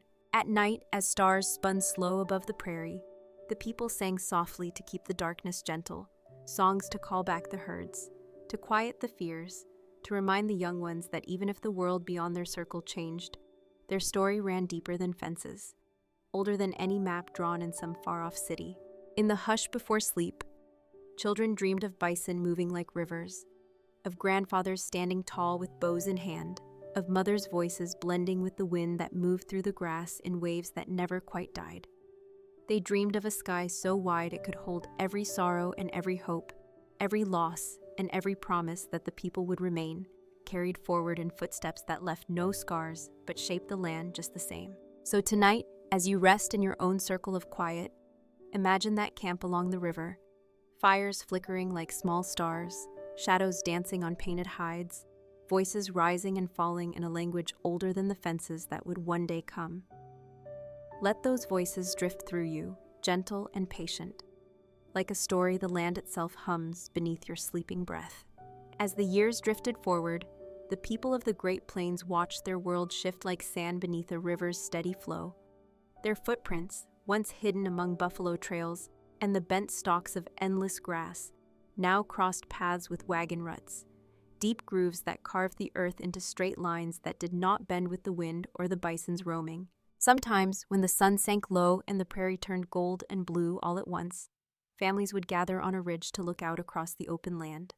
From there, they could see the faint curl of smoke rising from distant settler cabins, small columns marking places that did not move with the seasons but stayed, rooted like trees planted in soil that was never meant to hold fences. Where once they had seen only the wide breathing plain, now they saw split-rail fences, rows of plowed earth, patches of sod houses crouched low against the wind. In the quiet of these moments, elders would sit with their legs crossed, cloaks drawn tight around shoulders lined with the stories of 1,000 cold dawns. They spoke softly of the past, of how the people had once moved with the stars, never leaving a mark that the grass could not heal. They spoke of the old ways, of the circle that guided life. From birth to death to birth again, with the bison at its heart and the wind as its song. Children leaned close, cheeks warm against their grandmother's arms, listening to words that carried more than memory, words that promised the circle would hold, even when new voices spoke of squares and borders. In those gentle whispers, they learned to watch the way shadows stretched across the plains, how the rivers curved without needing to be told where to flow, how the bison moved in quiet lines that fed not just bellies, but the spirit that tied the people to the land. When the spring hunt still brought herds near, the camps would come alive with a hum of preparation. Men and boys rode out at dawn, their ponies picking careful paths through grass that rose as high as their flanks. They tracked the herds for hours, sometimes days, reading the signs that the earth offered. A patch of pressed grass, a tuft of coarse fur snagged on thorny brush, the distant steady thunder of hooves rolling through the bones of the prairie. In camp, women tended the fires that would smoke the meat, sharpened knives on smooth stones, and laid out racks made from slender saplings tied together with sinew.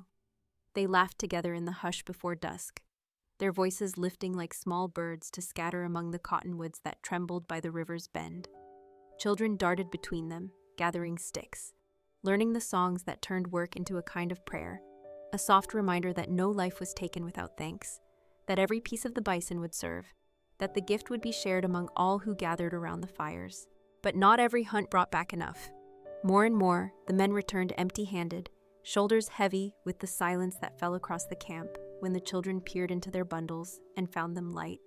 Stories spread like wind through the grass, stories of hunters who rode for days and found only bleached bones and trampled trails that led to nothing but distant fences. Stories of white hunters who shot the bison for hides and tongues, leaving the great bodies to rot in the sun, a waste that made even the prairie itself seem to ache. Sometimes, a single bison would appear near a camp, as though it had forgotten that its herds were gone. The people would gather around its tracks in the morning light, their eyes tracing the prints pressed deep into soft earth. A quiet ceremony would rise there among the grass, a prayer offered to the spirit of the bison, a promise whispered into the wind that its gift would be honored, that its spirit would carry the people one more day into the unknown road ahead. In the evenings, the lodges glowed like lanterns against the dark sweep of the plains. Inside, the elders spoke more often of the old days, their voices threading together memories like beads strung on a single cord, each story a small light against the gathering dark. They reminded the children that they came from those who had walked lightly upon this land, that their songs were carried in the river's hush and the grass's sigh, that even if their feet must now follow strange trails, they carried the circle inside them always. Sometimes, when the wind was kind, the sound of drums rose from the heart of the camp, not loud, not fierce, but steady, a heartbeat echoing the hush of hooves that once rolled across the prairie in waves. Children danced in the circle, their steps shy at first, then sure, tracing patterns into the soft dirt that the wind could smooth away by morning but never truly erase. Above them, the stars turned slow and patient, indifferent to the fences that crept like thin scars across the land below.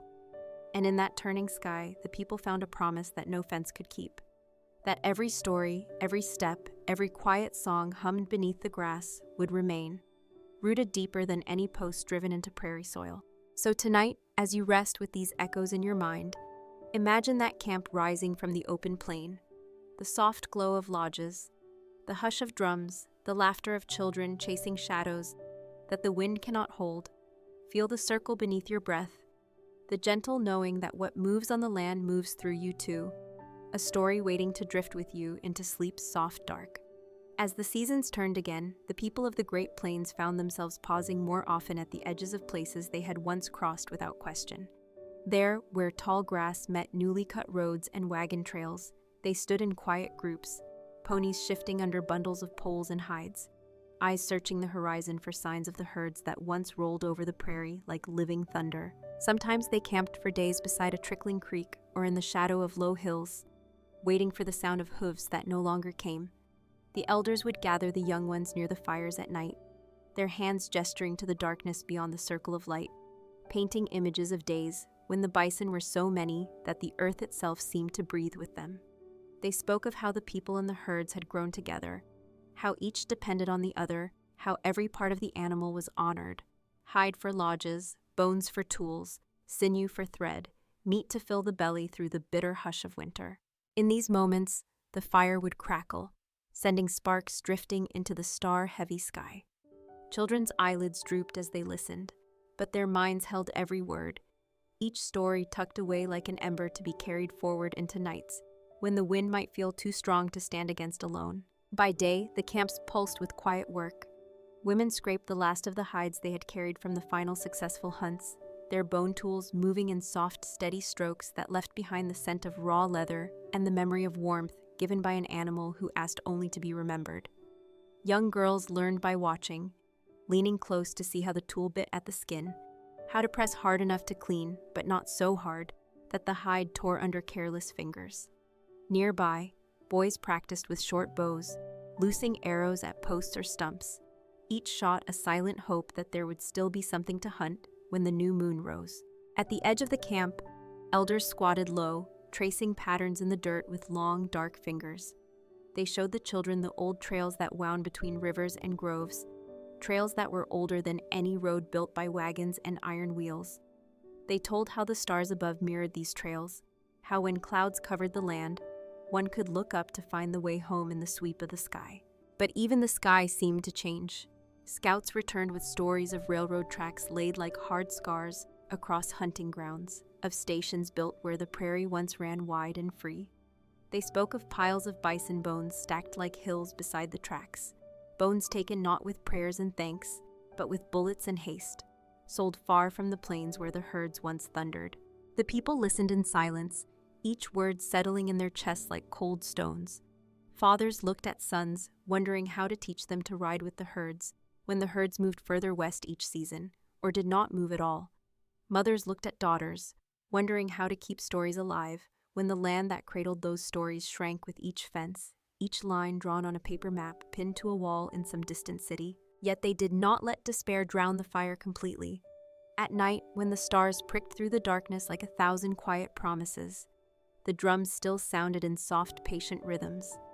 Feet pressed patterns into the dirt, circles within circles, each step a vow that the people's memory would not vanish as easily as the herds did.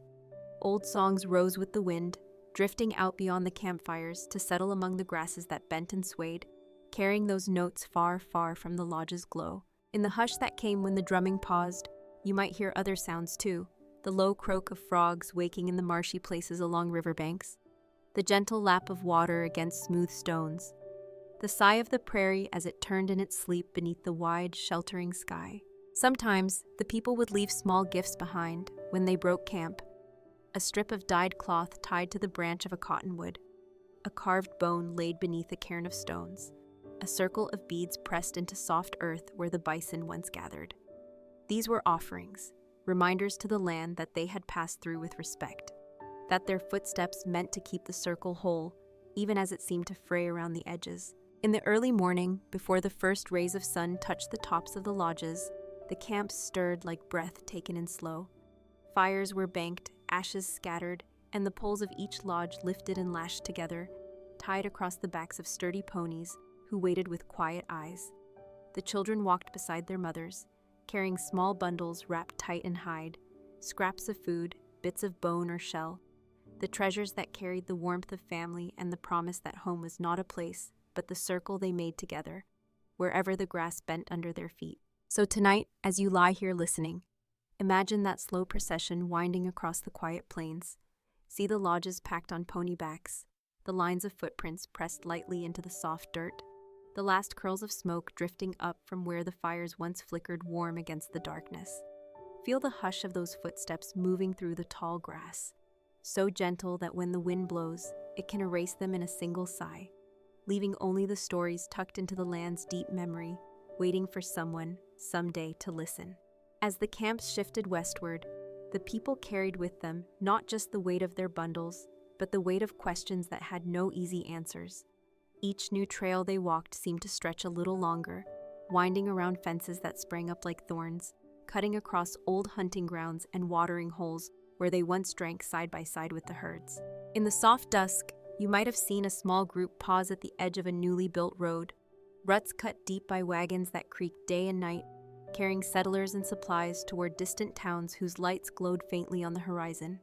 Children would peer out from behind their mothers' robes, eyes wide as they watched wagons roll by, horses snorting clouds into the cold air. Sometimes the settlers waved, sometimes they did not see them at all, shadows standing still in the tall grass, too quiet to draw notice. At the evening fires, the elders spoke of what these new roads meant. They told the young ones that the land did not belong to any one person, that it was alive and wide enough to feed all who honored it. Yet they also knew that more and more, the language of the land was being rewritten, traded for deeds and borders drawn with straight lines that did not bend like the rivers or the old trails the people still remembered by heart. When the scouts returned from long rides across the plains, they brought stories of iron tracks laid for the new trains, great black engines that belched smoke and sparks, rattling the ground for miles around.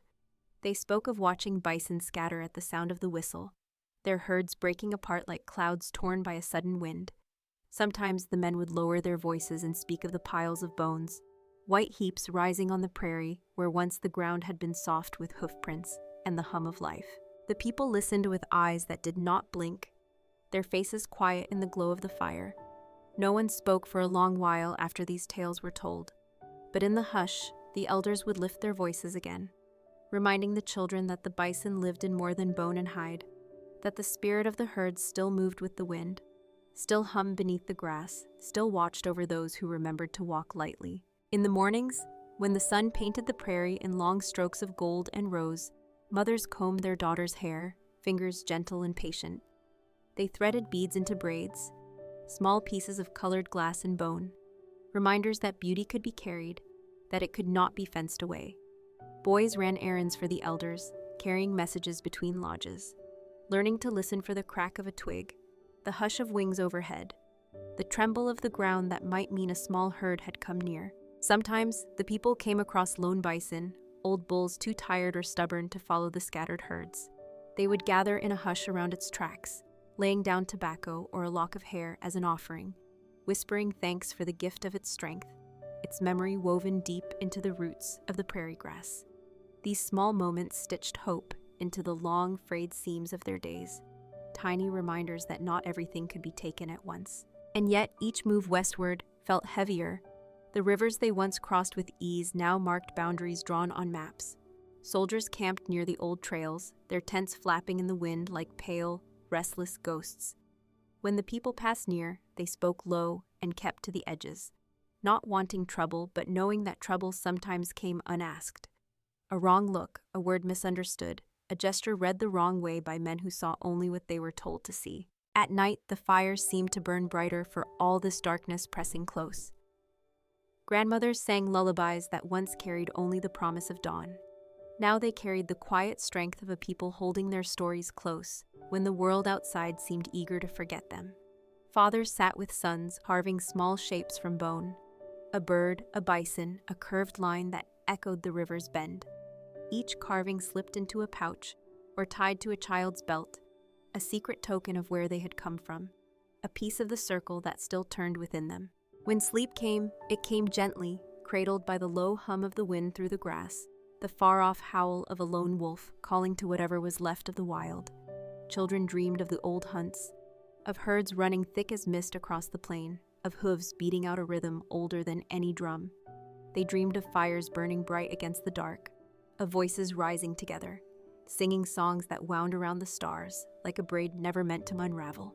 And when the dawn cracked open the horizon once more, the people rose, gathered their things, and moved again, always in small circles, always together, always trusting that some piece of what they were would live on in each footprint pressed into the soft, forgiving earth. So tonight, as you lie here drifting toward your own quiet plains, imagine that line of families moving slow through the tall grass, their ponies loaded with poles and painted hides. The soft hush of feet, leaving trails that the wind will carry away but never truly erase. Listen for the echo of their songs beneath the rustle of your own breath, a promise that the spirit of the plains hums on, waiting for you in the gentle dark of sleep. Farther west, where the plains met the low rise of distant hills, the people found new places to rest their weary feet. They followed riverbeds that curved through grasslands like ancient veins, carrying with them stories that clung to the edges of memory, like dew on early morning grass. In these last open spaces, they built their camps carefully, the lodges rising in circles that faced the dawn, just as they always had. At night, the fires flickered under the wide bowl of stars, each flame a small echo of the great herds that once thundered through these lands. Children fell asleep with their heads cradled in their mothers' laps, the soft murmur of songs drifting into dreams, where bison still moved in endless waves and the sky bent low enough to touch.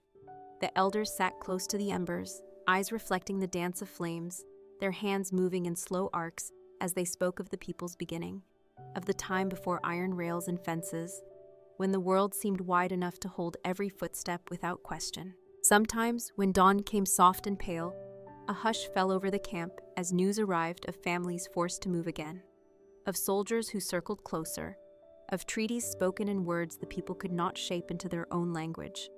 There were days when the young men stood at the edge of the new boundaries, watching the trails vanish into distant smoke, wondering how to carry the old ways when the ground beneath their feet no longer felt like their own. In these moments, mothers reminded their children that the land still breathed beneath the scars.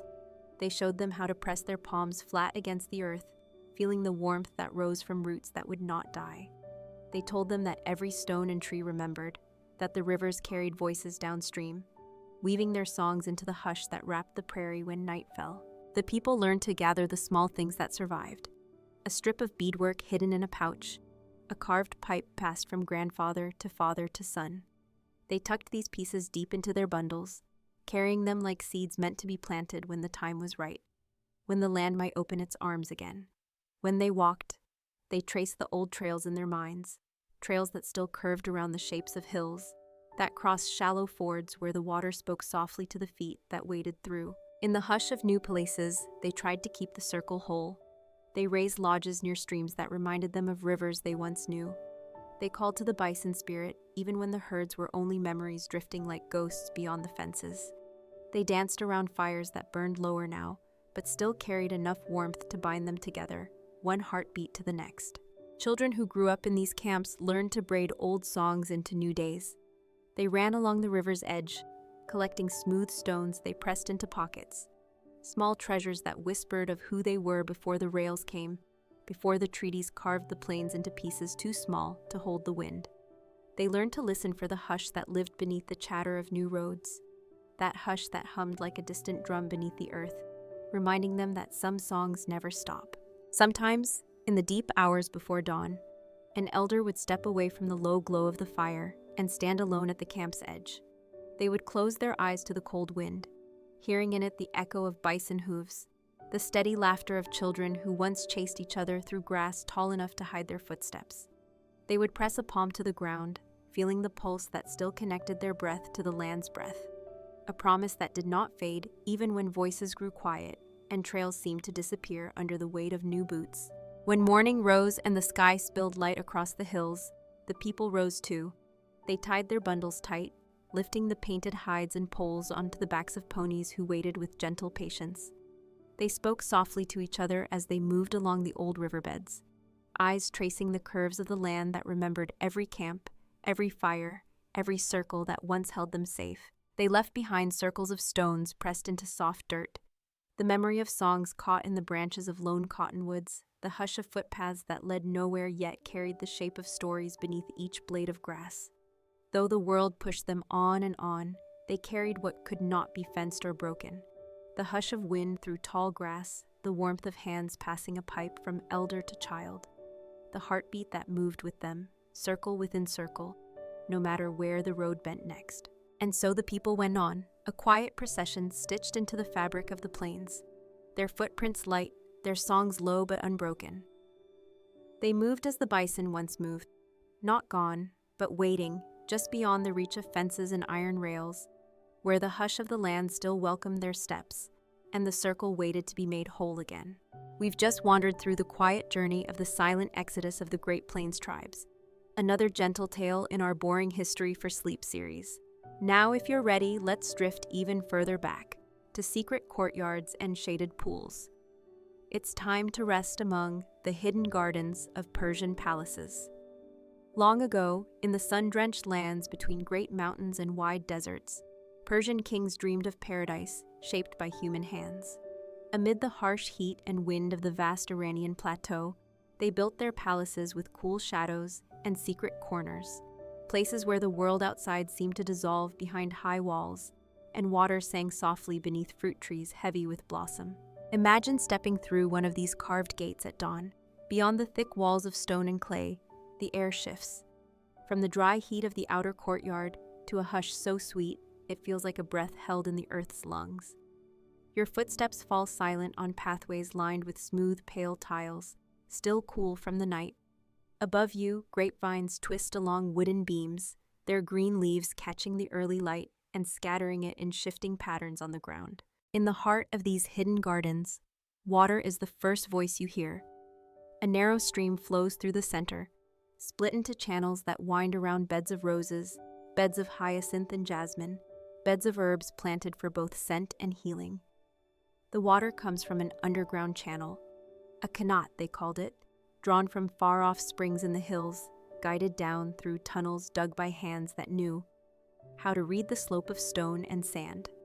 When the sun blazes overhead, the water runs cool as snowmelt, a gift hidden beneath dry earth, brought to the surface only when it finds these secret gardens waiting. It is said that the Persian word for paradise, paradisa, meant a walled garden, a place apart. A king's garden was not meant for show alone. It was a living promise that order could blossom from harshness, that life could thrive even when the world beyond the walls withered under the sun's relentless gaze. Within these walls, cypress trees rose tall and thin, their green-needled branches pointing toward the pale sky like prayers. Orange trees dropped their blossoms onto still pools, the petals drifting like tiny boats before sinking to feed the water's hush. Stone walkways crossed these pools in straight lines and right angles, paths that divided the garden into four. A chahar bagh, the ancient pattern of quadrants that mirrored the rivers of paradise, described in old texts. The king would wander these paths at dusk, his robe trailing through the scent of roses and ripe pomegranates, his mind drifting beyond walls and borders, seeking answers only the quiet of a hidden garden could give. Servants moved like shadows among the trees, fanning small fires of sandalwood and herbs to keep biting insects away, bringing copper trays of sherbet cooled by snow carried from distant mountains, wrapped in straw and burlap to survive the long journey through the heat. The king's guests, poets, philosophers, travelers from lands beyond the mountains, sat on cushions beneath arched pavilions, their voices low, their words carried by the wind that slipped in through latticed screens carved with curling vines and intricate flowers. In the stillness, you might hear a nightingale call from a fig tree's hidden perch, its song rising above the hush of the fountains. Sometimes, the nightingales grew bold, swooping low over the channels of water, their wings catching the light of a silver lantern that swung from a cedar beam. The poets listened to this song as they composed verses that would linger long after the garden's walls crumbled. Verses of longing, of beauty that blooms and fades, of the fleeting hush found only when one stands still long enough to hear the garden breathe. Beyond the shaded pavilions, the gardeners tended every root and branch with hands that moved gently, pruning where the vines grew wild, coaxing the jasmine to climb higher each spring. They knew when to open the clay gates that guided water into a dry bed, when to dam a channel so that a distant flower bed might drink deep before the sun rose high enough to steal its green from the leaves. In their quiet work, they whispered thanks to the earth and the water, to the spirits they believed dwelled within every tree trunk, every stone laid along the stream's edge. Stories say that the gardens of Persian palaces were maps of what kings dreamed the world could be, a place where chaos was tamed by beauty, where each corner held something new to delight the eye or soothe the mind. A marble bench placed just so, where the breeze caught the scent of orange blossom at its sweetest. A hidden alcove where lovers might speak softly, their secrets guarded by the rustle of leaves overhead. A tiled pool where the reflection of cypress and sky met in a wavering line, reminding any who gazed there that all things, even the walls of a king's garden, were but shadows beside the true vastness of the heavens above. And so the garden lived on, season after season. In spring, tulips and narcissus burst into flame-like color, their petals soft as a whisper against the skin. In summer, the grapes hung low, fat and sweet, their vines heavy with the promise of wine pressed and stored in cool cellars deep beneath the palace floors. Autumn brought the hush of falling leaves and the sweet, sharp taste of ripe quince, each fruit wrapped in cloth and carried to the king's table. Winter, too, found a home within these walls, a hush deeper than all the others, when snow sometimes drifted down from the high peaks, laying a white blanket over rose bushes and empty fountains, as if the garden itself were sleeping, dreaming of the green to come. So step lightly among these paths tonight. Feel the hush that pools beneath the trees, the slow ripple of water that once ran through marble channels cooled by mountain snow. Listen for the echo of a poet's voice drifting through the jasmine, the hush of silk robes brushing stone, the heartbeat of paradise captured within walls that kept the world at bay, if only for a little while. Step deeper now into the winding paths of these ancient Persian gardens, where each turn hides a new secret from the hot world beyond the walls. Along one shaded walkway, narrow canals called rills trace patterns like veins through the stone, guiding the water's hush past beds of wild mint and clumps of lavender that sway when the breeze drifts through the lattice screens. Bend down and you might feel the air above these channels, cooler, sweetened by the scent of green things that lean close to the flowing stream, as if to drink its quiet blessing. In these gardens, every element was chosen not just for beauty, but for the gentle way it could soothe a restless mind.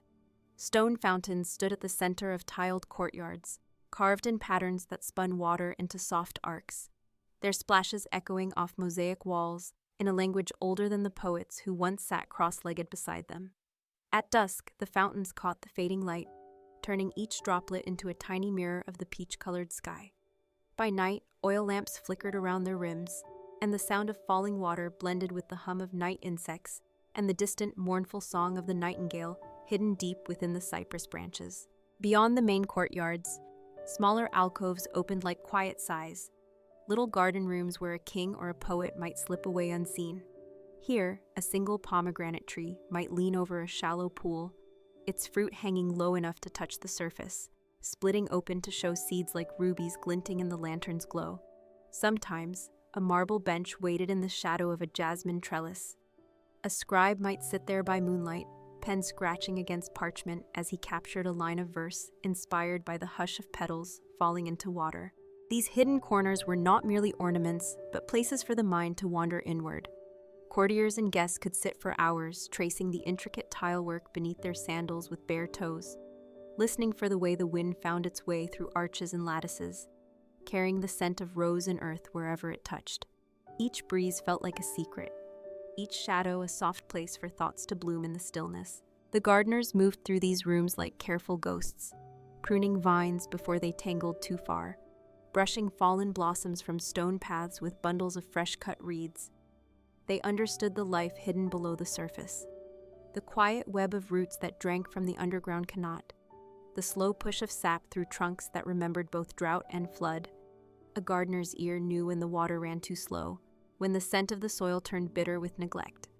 With a whispered prayer, they would adjust the clay gates along the channels, letting water flow just enough to kiss each thirsty root without waste. When the royal family wished to celebrate, the garden bloomed into gentle splendor.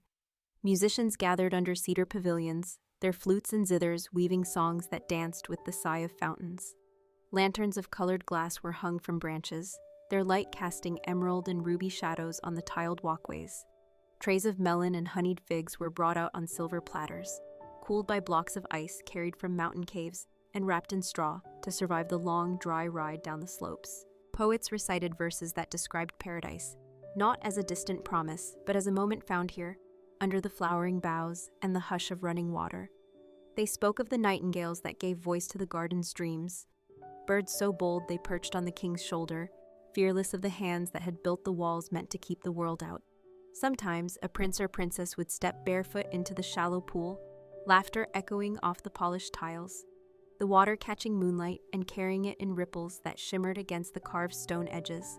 Even in the heat of summer, when the land beyond the garden walls cracked and turned to dust, the garden's hidden heart remained calm. The cypress trees lifted their slender shapes to the sun, unbothered by its harsh light, vines coiled tightly around wooden frames, their blossoms a promise that green life could thrive, even where the desert waited so near. Beneath the surface, the Connaught flowed on, silent, unseen, a thread of life that tied the snow-capped mountains to these hidden pools and shaded courtyards. Travelers who came to the Persian courts from lands far away marveled at this miracle. They wrote of the garden's coolness, the way the scent of rose and orange blossom clung to their robes long after they stepped outside the palace gates. They told stories of poets who could not find words grand enough to capture the hush beneath the vines, the soft click of water against marble, the promise that within these walls, even the harshest sun could be turned to gold. And when the evening came, the garden folded itself around its guests like a dream. Candles flickered inside niches carved into mud brick walls, their flames catching in tiny pieces of mirrored tile set there to scatter the light. The last birds fell silent, giving the stage to crickets and frogs who added their small voices to the hush of fountains that never ceased. A breeze drifted down from the far-off hills, carrying with it the memory of snow melting on high peaks, a memory that slipped down tunnels and through channels, feeding every root, every blossom, every quiet moment stitched into the garden's living skin. Step gently through this place now and feel your own breath slow to match the hush of water, the rustle of leaves, the soft echo of footsteps on stone. For here, behind these high, sun-baked walls, the kings of old found a paradise that asked only for patience, for tending hands, and for the promise that even in the driest land, a hidden garden could hold the world at bay, if only for a little while. Deeper within the palace grounds, the hidden gardens unfolded in layers, each more private than the last, each more hushed in its promise to keep the world's clamor at bay. Beyond the broad courtyards where courtiers walked and poets recited under cypress shade, narrow corridors led to smaller enclosures, secret courts known only to the royal family and a trusted few. Here, walls rose higher, built thick with sun-baked brick, and decorated with tilework that told stories in cobalt blue and emerald green. Each tile caught the shifting light in different ways, a shimmer like water, a gleam like a distant star. Vines of wisteria and climbing roses reached up these walls, their blossoms drifting down in pale showers whenever a breeze stirred through the still, warm air. Water always waited in these secret places. A small pool, no bigger than a pond, sat at the center of each garden chamber. Its surface reflected the dark outlines of orange trees, branches heavy with fruit that glowed golden against the deep green leaves. Around the pool, marble walkways were set with geometric patterns, an endless dance of shapes that mirrored the patterns of the mind when it wandered free of worry. Near these pools, cushions and low stone benches offered rest. You could imagine a princess leaning there at dusk, her bare feet brushing the cool edge of the water, her fingers trailing petals across the glassy surface. Perhaps she would drop a single blossom in and watch it spin lazily, carried by the gentle currents fed by the Connaught far below. Such small rituals turned these gardens into sanctuaries, spaces where a king's daughter could dream beyond palace walls, where her whispered secrets would be held by the leaves and the hush of fountains alone. In the earliest mornings, before the sun rose high enough to burn away the night's cool breath, the gardeners slipped through arched doorways with quiet steps. They carried bundles of fresh herbs tied with thin twine, mint for the channels, lavender to scatter among the flowering beds, basil to brush against the stone paths where guests would walk. They swept fallen petals into woven baskets, their bare feet silent on the dewy marble. Sometimes they paused, placing a hand on the warm bricks, listening for the low gurgle of water moving beneath the earth, a sound so faint that only ears trained by years of tending could hear its promise. Elsewhere in these hidden corners, pavilions of carved wood and lattice screens offered shade when the sun climbed higher. In what silk cushions were stacked against the walls, embroidered with flowers that seemed to echo the living blooms outside. Silver trays held small cups of rosewater and thin sweet pastries dusted with powdered sugar. If you sat there long enough, you might hear the rustle of a page turning, a court scribe copying verses into a slim book, his pen scratching out the words of a poet who once stood in the same spot, watching moonlight spill through carved screens like milk poured over dark stone. Along the garden's edges, narrow passageways curved into still smaller spaces. Tiny courts where a single fig tree grew, its broad leaves shading a bed of moss that thrived in the damp air. A trickle of water slipped from a carved lion's mouth into a shallow basin, the drops falling one by one, each splash a note in the garden's quiet song. These corners were not made for grand gatherings, but for solitary wanderings. A place for the king himself to walk alone, his robes brushing the walls, his thoughts softening with the hush of hidden water and the slow drift of flower petals underfoot. The stories say that in these moments, rulers found clarity. They listened for counsel, not just from men who knelt at their feet, but from the garden's patient voice. The hush of leaves moving in the dark, the scent of jasmine opening under starlight, the small but certain pulse of water that carried snowmelt from distant peaks through miles of dry rock to reach this quiet place. Even in the hottest months, when the world outside the palace gates shimmered under waves of heat, these secret gardens stayed cool. The thick walls held the sun at bay, while the channels of water, fed by the unseen Kanat, threaded the warmth with their cold breath. Guests who stepped inside felt as if they had entered a world apart, a piece of paradise, where the harshness of the desert and the noise of the court dissolved like sugar dropped into a pool. Sometimes, in late afternoon, you might see a peacock slip along the pathways, its feathers trailing behind like a brushstroke of living color. These birds were prized in the gardens, not just for their beauty, but for the way their calls echoed through the trees, reminding all who listened that life beyond these walls still moved, wild and unpredictable. Their eyes, dark, glistening, unbothered by the presence of kings and queens, seemed to hold a secret older than any empire. Travelers who returned from these gardens carried their memory like a hidden talisman. They spoke of the softness of the air, the way the nightingales sang as if they alone knew every sorrow and every wish carried by the poets who whispered their verses under the arching cypress. They spoke of walls so high they kept out not just the desert's heat, but the restless thoughts that crowded the mind when it strayed too far from green shade and the sound of water's song. These hidden gardens survived in stories, painted in books carried across continents, described in lines of poetry, copied and recited long after the palaces themselves fell to ruin. Even when the gates were left to stand open to the sun and the water channels cracked under drifting sand, the memory of the hush remained, the hush that lives where water meets stone, where vines lean into shadow, where a single orange blossom drifts on a pool, spinning lazy circles beneath a sky too wide to ever hold the garden's secrets tight. Deep in the hidden heart of these Persian palaces, the gardens seemed to breathe with their own quiet life, untouched by the dust storms that sometimes roared beyond the outer walls. To walk these gardens at dawn was to step into a dream woven from stone, water, and the patient tending of generations who shaped each tree, each pool, each petal that drifted to the tiled paths below. Past the shaded walkways lined with cypress and pomegranate, there were places where the garden folded in on itself. Secluded pavilions nestled behind tall hedges and trellises heavy with climbing roses.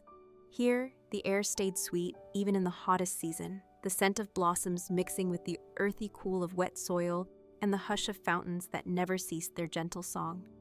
The stone basins, carved in geometric patterns of 8 pointed stars and interlocking vines, gathered water that spilled from slender spouts shaped like lions' mouths or curling tendrils of flowers frozen in stone. It was in these quiet chambers that the king would sometimes slip away from his court, seeking the hush that only water and shade could bring. His robes trailed across mosaic floors in colors that mirrored the gardens themselves, deep green and cobalt blue, bright saffron and soft ivory. He would pause beside a marble bench, running his hand along its cool surface, the tips of his fingers brushing petals fallen from a branch overhead. Sometimes he sat in the hush, listening to the wind slip through the lattice screens, carrying with it the soft rustle of leaves and the distant hum of court musicians playing for the guests in the larger courtyards beyond. Around him, the gardeners moved like a gentle memory, men and boys who knew every twist of the narrow water channels, every curve of the vine that reached for the dappled light. They carried copper watering cans, dipping them into channels where the water ran clear and sweet, the same water that began as snow on distant peaks. With each splash onto the thirsty roots, they offered small prayers, a whisper of thanks to the mountains that gave the melt, to the stone that guided its flow, to the sun that warmed but did not scorch inside these walls. Near the garden's edge, a low door led to an orchard so hidden that only the most trusted could walk its rows. There, fig trees spread their wide leaves overhead, creating pools of shade where the earth stayed damp long after the morning's first watering. Clusters of figs hung heavy, their purple skins splitting just enough to show the sweet flesh within. Servants gathered these fruits into woven baskets, lining them with soft leaves to keep each fig from bruising before it reached the royal table. Sometimes, in the hush of early evening, the king's children crept into this orchard, laughter hushed behind hands as they slipped between the trunks. They plucked the ripest fruit, their fingers sticky with sweetness, their bare feet pressing patterns into the soft soil, tiny spirals that the gardeners would find at dawn, smiling to themselves at this small mischief woven into the orchard's calm. Not far from the orchard, a small garden of medicinal herbs grew in tidy beds, bordered by low walls of smooth stone. Sage and basil, mint and thyme, wild rue and sweet fenugreek. Each plant tended with the same care given to the roses and orange blossoms. Royal physicians walked here in the early hours, bending low to gather the leaves that would be dried, ground, steeped into teas, or crushed into poultices meant to soothe fevers and aches within the palace walls. Sometimes a poet would join them, searching for words among the rows of fragrant green. He might pause beside a bed of lavender, pluck a sprig, and rub it between his palms, releasing its sharp, sweet scent into the warm air. Verses would slip into his mind then, lines about the way even the smallest leaf could hold the power to heal, the way water carried the garden's promise from root to blossom, from blossom to breath. At the very heart of the hidden gardens, a large pavilion stood like a jewel, its roof tiled in turquoise that caught the sun and shimmered like a clear pool. Inside, the ceiling was carved with elaborate patterns of stars within stars, each tiny point catching the light of brass lamps that swung gently from slender chains. The walls were set with panels of finely worked wood, each piece inlaid with slivers of mirror and mother of pearl, so that even a single candle could scatter light into 100 small, dancing stars. Here, the king met with his wisest advisors, the hush of the garden holding their words safe from curious ears. Scrolls lay open on low tables, maps of far lands, letters from travelers, poems copied onto pale parchment. And always beyond the open screens, the garden waited, its hush folding around the voices, its flowers leaning close to hear the thoughts that shaped the realm beyond the palace gates. In these hidden gardens, the seasons were not enemies, but old friends who changed the colors of the pathways and the taste of the air. Spring's soft rain coaxed tulips and narcissus to life along the borders of the pools. Summer's bright sun sweetened the grapes that hung from trellises woven like nets above the shaded walkways. Autumn dropped gold and copper leaves into the channels, letting them drift until they caught in the screens that gardeners cleaned each dusk. Even winter, when it came, found a home here. A quiet blanket of snow that settled on rose bushes and fig branches, a hush deeper than any song the fountains could offer. And so the garden endured, not only as a place of beauty, but as a promise held in stone and leaf and water's gentle voice. A reminder that within the walls of a palace, even kings needed a place to listen for the whisper of the wind, the soft hush of their own thoughts. The breath of paradise waiting just beyond the edge of a pool, where one blossom drifts, spinning its lazy circles under the endless Persian sky. Step deeper now into the memory of these hidden gardens, where the hush of water and the soft drift of petals became the truest walls, holding time at bay. In the furthest corners, far from the grand pavilions and public courtyards, small paths meandered between tall hedges, their narrow turns guiding the king or his family to the most secluded chambers of green. There, stone steps led down to sunken gardens, quiet hollows carved below the level of the main courts. At dawn, when the desert wind blew dust over the palace walls, these lower gardens stayed cool and damp, the earth holding its breath beneath a canopy of vine-laced pergolas. Grapevines and climbing jasmine twined around the wooden beams overhead, their tendrils slipping through the lattice to catch the first rays of morning light. In these secret hollows, marble basins sat like mirrors for the sky. Water dripped from spouts shaped like lion heads, the drops falling in slow, patient patterns that marked the passing of hours without clocks. The pool's edges were lined with narrow channels that carried the overflow to rows of fig trees, each root drinking deep from this gift that had traveled miles beneath the desert's skin to reach this hidden place. Sometimes, a single pomegranate tree stood at the heart of the sunken court, its branches heavy with fruit that glowed like lanterns among the dark leaves. When the wind stirred, a ripe fruit might drop, splitting open as it struck the tiled edge, scattering a burst of ruby seeds across the cool stone. Servants would gather these seeds at first light, collecting them in shallow copper bowls to be served at the king's table, a reminder that within the hottest lands, sweetness could be coaxed from earth and water alike. At midday, when the palace above buzzed with the business of court, scribes moving through long halls, guards shifting in the shade of gates, the hidden gardens held their hush. Sometimes the queen herself came here, stepping barefoot across the sun-warmed tiles, her robes whispering around her ankles like the rustle of leaves. She would rest beneath a vine-covered trellis, head tipped back to watch birds slip between the hanging grapes. A handmaiden might bring her a cup of sherbet, sweetened with rose water and cooled by the same snow that fed the distant Connaught tunnels. The sherbet's chill met the garden's hush, a promise that even the fiercest sun could be softened within these walls. Near the edges of the sunken court, small niches were carved into the garden walls, little shelves where clay oil lamps flickered at dusk, their flames reflected in tiny shards of mirror set into the plaster, each shard catching the light and sending it glinting across the grape leaves above. In these niches, the gardeners sometimes left offerings, a sprig of fresh mint, a single blossom, a carved pebble carried from the river that fed the hidden channels far away. These gifts were not for kings or queens, but for the garden itself. Small thanks to the water that traveled so far, to the soil that cradled each root, to the hush that held secrets safe. Travelers who heard tales of these gardens wrote of them in letters carried on camelback through desert passes and mountain trails. They spoke of the hush found only behind thick palace walls, where the roar of empires softened to the murmur of fountains and the rustle of cypress needles in the wind.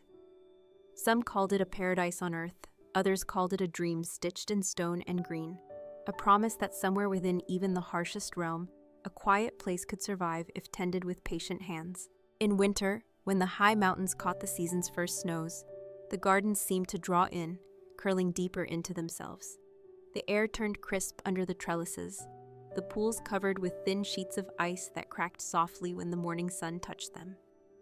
Gardeners carried hot coals in metal braziers, setting them near the bases of tender plants to keep the roots from freezing. Children from the palace sometimes crept down in their thick robes, breath-puffing white, to see the frost catching in the cypress needles like tiny stars strung on dark threads. Their laughter drifted up through the vines, mingling with the mist that rose when the garden's quiet fountains met the chill air. And always beneath the frost and the hush, the Connaught ran on, silent, unseen, threading snowmelt from far mountains into these shaded hollows. It moved past ancient stones laid by hands long gone, hands that once dreamed of turning harsh desert into a place where even kings could set down their crowns and listen for the soft voice of water in the dark. When the snow melted and spring returned, tulips and hyacinths pushed through the soft soil at the edges of the sunken courts. Birdsong returned in a rush, nightingales nesting in the fig branches, their calls rising to join the hush of flowing water. Poets wandered the narrow paths, stopping to scribble verses on scraps of parchment tucked into their belts. They wrote of the way petals drifted onto the water's surface, spinning slow circles that matched the turning of stars overhead. They wrote of the way a hidden garden could hold the breath of paradise, even when empires fell and palaces crumbled under the desert's patient wind. In this way, the garden endured, not just as a place of flowering trees and shaded pools, but as a memory carved deep into the roots that slept beneath the tiles. Each drip of water, each sigh of the wind through the vines, each whisper shared beneath the arches, became part of the garden's heartbeat, pulsing on even when the gates stood empty. Step slowly now through these old corridors of green and stone. Feel the hush settle over you like the cool shade of cypress. Listen for the quiet trickle of the Connaught beneath your feet, the same water that once fed pomegranate and rose, fig and hyacinth, the same water that carried a king's wish for paradise through miles of sun-baked earth to pool here, where petals drift and the world's harshness stays locked outside the walls, if only for a while. In the soft quiet of evening, when the sun slipped behind the distant mountains and the last rays turned the palace walls to rose and gold, the hidden gardens seemed to draw a deeper breath. Lanterns were lit along the low stone paths, their flames caught in tiny mirrored tiles that lined the bases of the walls, scattering points of light like fallen stars across the polished tiles. The gardeners moved slowly now, gathering fallen petals into woven baskets, adjusting the small clay gates that fed water into narrow channels. They spoke little, but their footsteps on the paths made a music of their own, a hush that mingled with the trickle of fountains and the distant call of the nightingale perched somewhere deep in the shadowed fig branches. Within the thickest part of the garden, behind tall hedges that curled like green walls, a pavilion stood open to the warm dusk air. Its carved wooden pillars rose slender and high, each one inlaid with slender veins of mother of pearl that caught the lamplight and sent it dancing along the arches overhead. Silk drapes, dyed in shades of indigo and deep crimson, drifted in the soft breeze that found its way through open lattice screens. Inside, the marble floor was cool underfoot, scattered with cushions embroidered in tiny flowers that mirrored the garden outside. Tulips and lilies, cypress trees, and curling vines stitched in threads of gold and jade. On nights when the court was quiet, the king's closest companions gathered here. Scholars spread scrolls across low tables, reading old verses aloud, in voices softened by the hush. They spoke of ancient kings who built these walls, of gardeners whose names were lost, but whose patient hands still lived on in the shape of every vine. A philosopher leaned back against a cushion, eyes half closed, tracing the path of a single lantern's reflection as it rippled across the surface of a small pool, sunk into the floor at the pavilion's center. Near this pavilion, the garden deepened into a glade of pomegranate and citrus trees. In summer, their blossoms perfumed the night air, drifting down onto the dark hair of servants who moved through the grove with silver trays of sherbet cooled by ice from far-off peaks. The ice had traveled wrapped in straw, carried on mules down winding mountain passes before finding its final purpose here, to chill a single cup held in a king's hand while he listened for the low hum of the fountain nearby. Children sometimes slipped through the trees, giggling behind cupped hands, their bare feet pressing soft patterns into the damp soil. They chased fireflies that flickered among the jasmine bushes, their laughter threading through the deeper hush like a bell heard far away across water. Now and then, a guard paused at the edge of the orchard, the plume of his helmet brushing a low-hanging branch, his eyes soft as he watched the prince or princess tuck a fallen blossom into a pocket, a small secret carried back to the chambers beyond the hedges.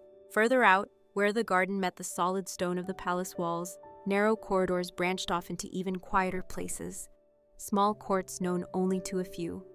Some held narrow channels that fed water into deep cisterns below, the sound of each drip echoing in a darkness that stayed cool even at midday.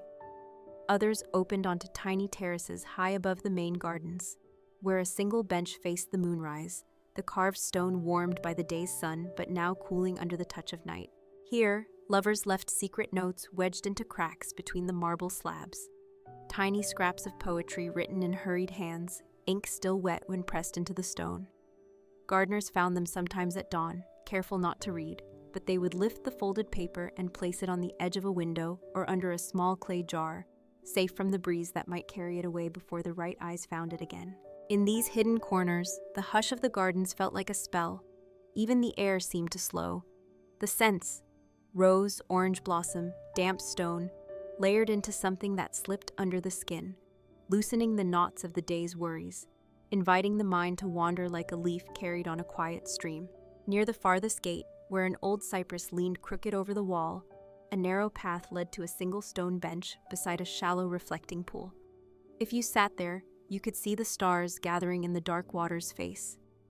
Some nights, a poet would rest here, his robe pooled around his ankles, the soft scrape of his brush on paper, keeping time with the hush of water that lapped gently at the pool's edge. His verses spoke of more than gardens. They held the wish that something so carefully tended, so hidden from the harshness beyond these walls, might never fade. He wrote of the cypress, its roots deep in earth and memory alike, of the fountain's low murmur that spoke a language older than any king's decree, of the way petals floated on the water's skin, their slow circles tracing the shape of paradise lost and found again. When dawn returned, pale and patient, the garden gathered itself in. Birdsong threaded through the branches, a nightingale giving its final call before slipping deeper into the shade. The gardeners stepped lightly among the pathways, sprinkling fresh water on the stone to keep the dust at bay, checking the small clay gates that led the precious flow through each channel and basin. They touched the fig leaves to feel the weight of dew, whispered thanks to the roots that clung tight below the marble, holding life in the hush beneath a kingdom built of sun and sand. And still the hidden gardens waited, behind their high walls and carved gates, behind the tangle of vine and rose, behind the hush of water moving unseen beneath the stones. They waited to receive each footstep with cool shade and sweet breath, to cradle secrets and dreams in the curve of a petal, in the drift of a single blossom across a pool that reflected both sky and the quiet hope that even the harshest sun could not steal the promise of paradise, so long as someone remembered how to listen for its hush. At the very edge of the hidden gardens, where the palace walls gave way to the hush of the wider world, there lay small gates that only a few ever used. These were not the grand arched entrances carved for processions and royal welcomes, but narrow wooden doors set into thick walls, their hinges softened with oil so they opened without a sound. Through these gates, the gardeners passed at dawn and dusk, carrying tools wrapped in cloth, baskets lined with fig leaves, and clay jars filled with fresh water drawn from the channels deep beneath the earth. To step through these gates was to slip between two worlds, the world of the desert's dry wind and the world behind the walls, where every breath smelled of rose and damp soil, and every stone remembered the hush of footsteps moving through green shade. Along these hidden edges, rows of tall plane trees stood guard. Their broad leaves formed a canopy that dappled the sunlight into a soft dance of shadow and gold. Below, small channels curved around their roots, feeding them with the slow, patient water drawn from the mountains miles away. Children sometimes slipped away to sit under these trees when the palace grew too bright with noise and duties. They pressed their backs against the wide trunks, feeling the cool roughness of the bark, listening to the breeze rustle through the branches like an old story told only to them. Nearby, there was a garden that few visitors ever saw, a garden planted not for show, but for the taste of sweetness in a hard land. Here, rows of grapevines ran in neat lines between low stone walls. In spring, the vines burst with tiny green shoots, and by late summer, heavy clusters of grapes hung low, brushed with dust that the gardeners wiped away with soft cloths dipped in fresh water. The ripest fruit was gathered just before dawn, when the air was still cool and the sweetness lingered deepest within each round skin. Servants carried the baskets to cool cellars beneath the palace, where jars of pressed juice waited to be sealed and buried in earth to keep their chill long into the hottest months. In these cellars, the scent of grapes mixed with the faint hush of the Connaught water trickling through hidden channels cut into the stone floor, a reminder that life here depended not on force, but on the gentle work of guiding water where it was needed most. Beyond the vineyard, a small orchard curved around a sunken court. Peach trees grew here, their branches bending low in early summer under the weight of soft fruit. Petals fell in drifts that caught in the folds of women's robes when they came to pick the ripest peaches at dusk, their laughter hushed under the wide boughs. Sometimes the queen herself came with her handmaidens, her fingers brushing the fuzzy skin of each peach, pressing lightly to test for ripeness. They would carry the fruit back to the shaded pavilions on silver trays, to be served with honey and mint, each bite a promise that even under a blazing sun, the earth could still offer sweetness to those who tended it with care. Near the orchard's edge, a low wall marked the boundary of a place older than the palace itself, a small garden of herbs that once belonged to the first keepers of the Connaught. Here, rosemary grew alongside sage and wild thyme. Narrow beds of mint spread their sharp scent when brushed by passing robes. Lavender lifted its purple spires to the sun, bees moving among the blossoms with a steady hum that made the air feel alive with the promise of new growth. The royal physicians came here often, slipping through the narrow garden gates before dawn. They bent low over the rows, their fingertips pinching tender leaves, crushing them gently to test their oil and scent.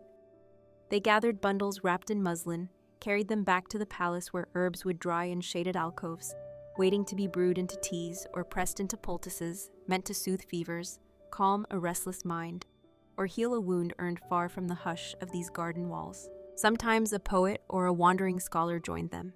They would kneel beside the lavender, eyes half closed, whispering lines of verse to the bees, as if the hum of wings might carry the words into some secret corner of the world beyond the palace. These visitors scribbled notes on parchment scraps, tucking them into sleeves to read again later by lamplight. When the hush of the garden lingered in the edges of their dreams. When dusk came, the edges of the gardens grew soft with shadow. The last light slid down the tiled roofs of the palace, catching in the small mirrors set into the garden walls. Children were called back through the narrow gates, their pockets heavy with fallen blossoms and pebbles smooth as secrets. Gardeners closed the clay gates along the channels, slowing the water so it pooled in deep cisterns overnight, resting before its next journey through the thirsty roots of cypress and vine. In the quiet of these hidden corners, the promise of the gardens felt strongest, not in grand arches or marble basins, but in the simple hush that settled where the earth met the wall. It lived in the rough bark of a plane tree, in the curl of a vine reaching for the last gold of the sun, in the trickle of water slipping unseen beneath the stones that held so many footsteps above. Travelers who once found their way to these quiet places carried the memory back with them, folded like a precious letter hidden in the sleeve. They spoke of gardens that breathed in the desert's heart, of walls that could hold back the sun, but never the hush of water's song. They remembered the taste of sweet peaches eaten where no wind dared to burn the skin, the hum of bees over lavender that whispered of tomorrow's new blooms. And when they dreamed at night, far from the palace gates, they dreamed of walking those narrow paths again. Each step a soft echo of sandals on warm stone, each breath filled with the hush of hidden channels flowing just beneath the earth, feeding roots that held the promise of paradise alive, one leaf, one petal, one slow drop of water at a time. Beyond the orchard walls and the vineyard's last row, the hidden gardens unfurled in quiet layers that only the most trusted eyes would ever see. Paths wound through low gates carved from cypress wood, their hinges so well oiled that they opened with barely a sigh. Inside these secret chambers of green, the garden took on a hush so deep that even a whispered conversation seemed too loud, as if the vines and marble pools were listening for secrets to cradle among their roots. Here, along a shaded path, narrow channels of water crossed in geometric patterns, feeding 4 small beds laid out in the ancient chaharbagh design. In each quadrant, different flowers bloomed. Beds of white narcissus, whose petals glowed like pale flames at dusk. Beds of red tulips bending low, as if nodding to the pools that mirrored their color back at the sky.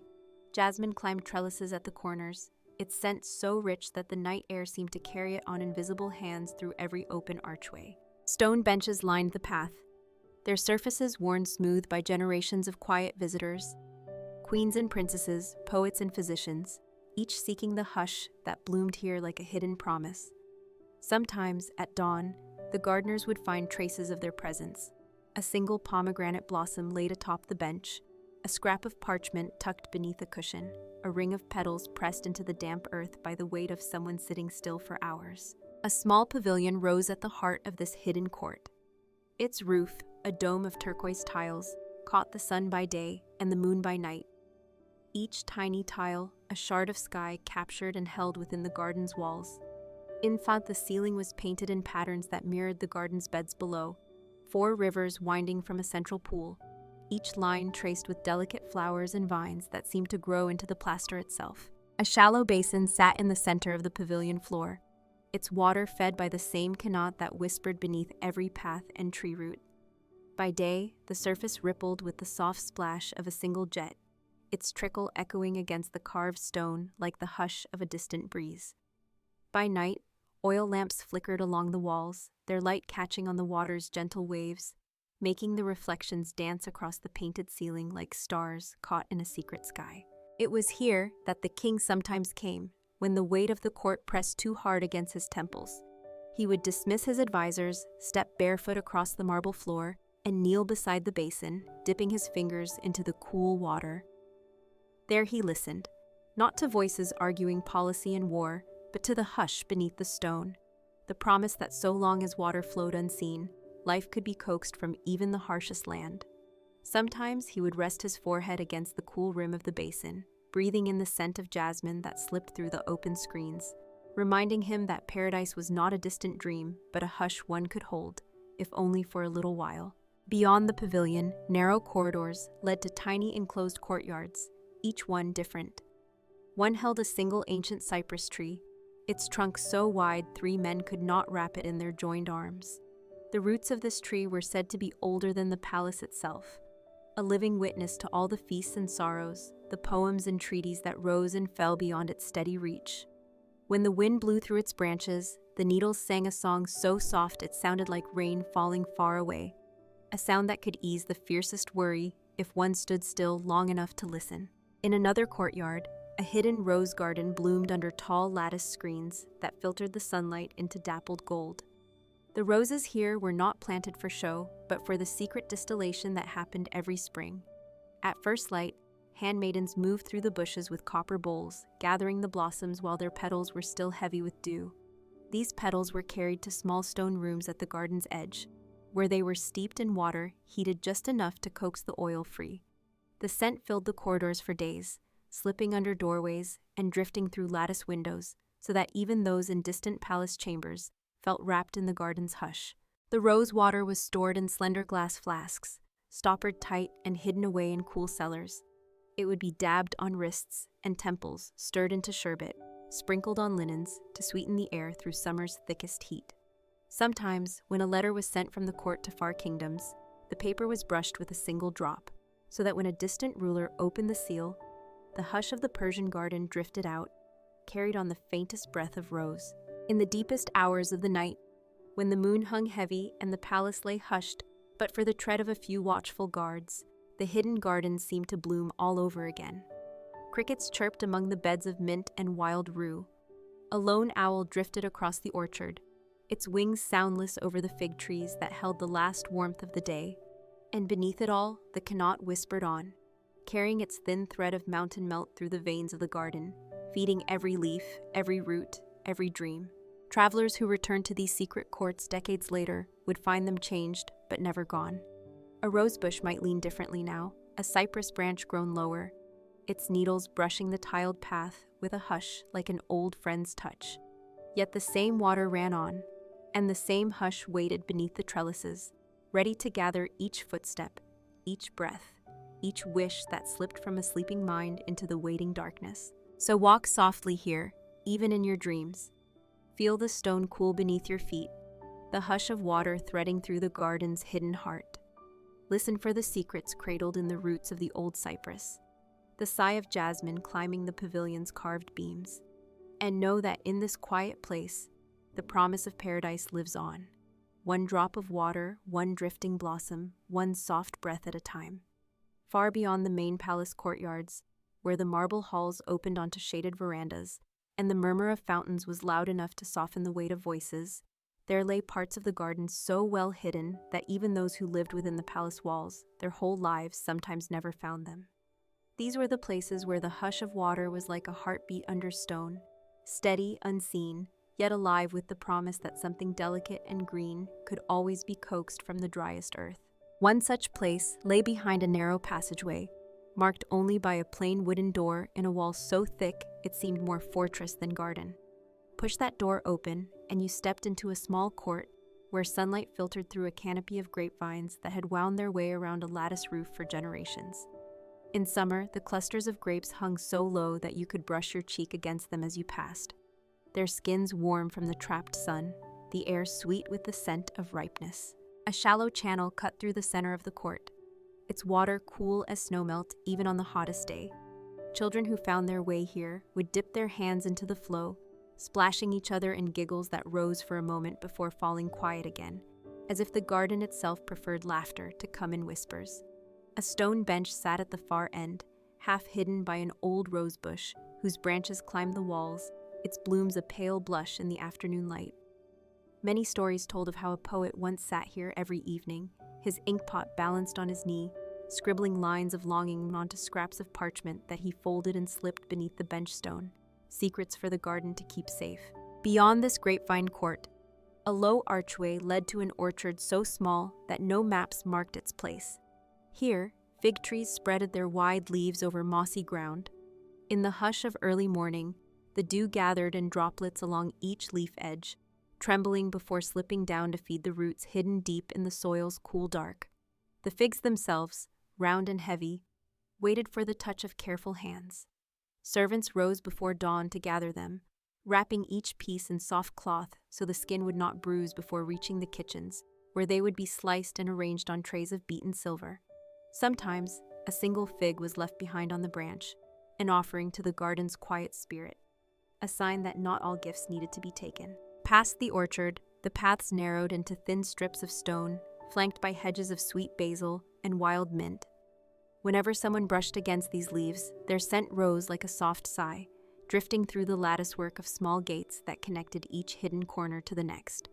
Here, the hush was so complete that you could hear your own heartbeat in the dark, feel the pulse of water moving far below your feet, the canot that carried the breath of mountains into this walled world. In the very heart of these secluded gardens, a pavilion stood half-buried among climbing jasmine. Its roof, shaped like a shallow dome, caught the moonlight and held it in pale ripples that danced on the marble floor inside. On the hottest nights, when the air inside the palace walls grew thick, the king sometimes left his courtiers to find his way here. He would stand at the pavilion's edge, sandals forgotten on the path, bare feet pressing into the cool stone that still remembered the chill of night air. There he would listen, not for the voice of an advisor or the distant rustle of servants, but for the deeper voice that spoke through the garden's hush. The slow drip of water from a carved spout, the shift of branches overhead, the small breath of wind that found its way through the jasmine leaves. Sometimes he would lie down on a silk cushion, eyes open to the latticework above. The scent of the blossoms drifted down to meet him, and for a moment, the weight of the crown lifted. No soldiers, no maps inked with borders, no merchants arguing over coin, only the hush, the water, and the promise that in this place, something gentle could grow and remain unbroken. Stories tell of how, in these moments, the king whispered his regrets to the walls, not in grand declarations, but in fragments of thought carried off by the nightingale's song. A decision he wished he had made differently, a promise he failed to keep, a question he still did not know how to answer. No scribe recorded these words, only the garden heard them, its roots and vines holding each regret, like a secret buried beneath fallen petals. Elsewhere, not far from this pavilion, tiny pools caught the runoff from the channels, their still surfaces reflecting the moon and the single flame of an oil lamp left burning through the night. Young princesses sometimes gathered here in the hush before dawn, dipping their fingers into the cold water, giggling at the tickle of fish that darted away at their touch. They wove chains of jasmine flowers and set them afloat on the pools, tiny boats of fragrance drifting in circles that traced the shape of the garden's secret heart. No stone here was laid by accident. No flower grew without the touch of careful hands. The gardeners moved like shadows at the edge of lantern light, pruning a branch that leaned too close to the path, clearing the small channels of fallen leaves so the water's breath could reach every root. Each of them carried a memory passed down through generations. How to guide the flow, when to open the clay gates, when to close them tight so that the hush of water would pool deep and cool before the dawn. Travelers who heard rumor of these hidden places sometimes spent years trying to find them, but only those who came with quiet steps and patient hearts ever truly crossed the thresholds. They wrote of walls that seemed to vanish when the moon rose, of pools that held the stars like precious coins, of voices that fell silent in the hush because they knew the garden's song was enough. And so the hidden gardens endured, behind walls, beneath branches, under the heavy silence of stone that held each drop of water like a promise. A place where the harsh sun could not burn what the hush protected, where footsteps left no scars that the grass could not heal, where a king's secrets and a child's laughter and a poet's dream might drift together in the hush, carried onward by the patient flow of the canot, winding beneath the world. In the final deepest folds of the Persian palace gardens, the hush grew so complete that time itself seemed to slow, each moment opening like a blossom under moonlight. There, beyond the last carved gates and narrow vine-laced passages, a hidden court lay waiting, a space so quiet it felt as if the world had forgotten its rush and roar just for this place to breathe in peace. At the center of this hidden court was an old reflecting pool, its edges lined with pale marble smoothed by centuries of gentle footsteps.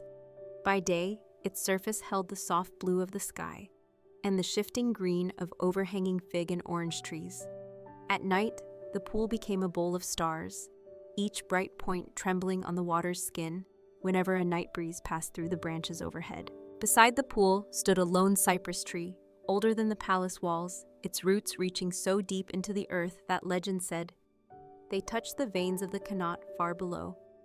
Travelers who came upon this place swore they could feel the heartbeat of water beneath their feet, a pulse that moved through the tree, the soil, the flowers, and up into the night air, where it became part of the hush itself. Stone paths branched out from the pool like delicate threads, each leading to an alcove or a tiny pavilion tucked among jasmine and rose bushes.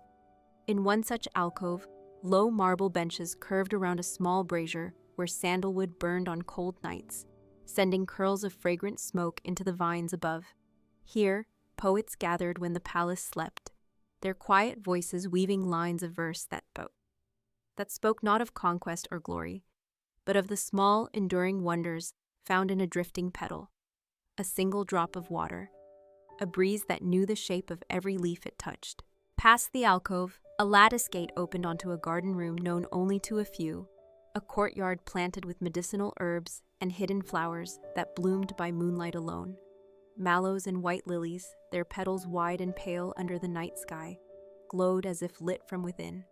Physicians came here at dawn, fingers brushing the dewy leaves, gathering what they needed to heal fevers and quiet troubled sleep. They knew which roots could calm a restless mind, which petals would sweeten bitter teas brewed for anxious kings and queens who paced the palace halls when the world outside pressed too close. At the far edge of this moonlit chamber, a door carved with swirling vines led to a narrow corridor that curved downward, spiraling into the earth. There, beneath thick layers of stone and clay, the Connaught revealed itself, a low tunnel where water trickled over ancient stones laid by Pequot hands that once dreamed of paradise, under the desert's fierce sun. In this place, the air smelled of wet rock and the faint sweetness of minerals carried from the mountain snow.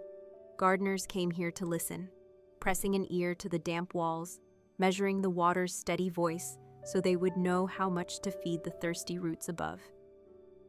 They left offerings on small ledges carved into the walls, a sprig of mint, a folded scrap of parchment inscribed with a wish for rain, a single fig wrapped in vine leaves as thanks for the life the Connaught gave. Back above ground, the hidden court gathered these quiet promises into its hush. The wind slipped through the trellises, stirring the lanterns that swung from carved beams. Their light flickered across painted tiles, catching in tiny veins of gold that traced patterns of rivers and vines and flowering branches. The patterns reminded all who sat here that the garden was not just a place, but a memory stitched into stone and soil, a dream given shape by patient hands and the constant breath of hidden water. As dawn approached, shadows folded themselves into corners, and the garden took on the soft glow of first light.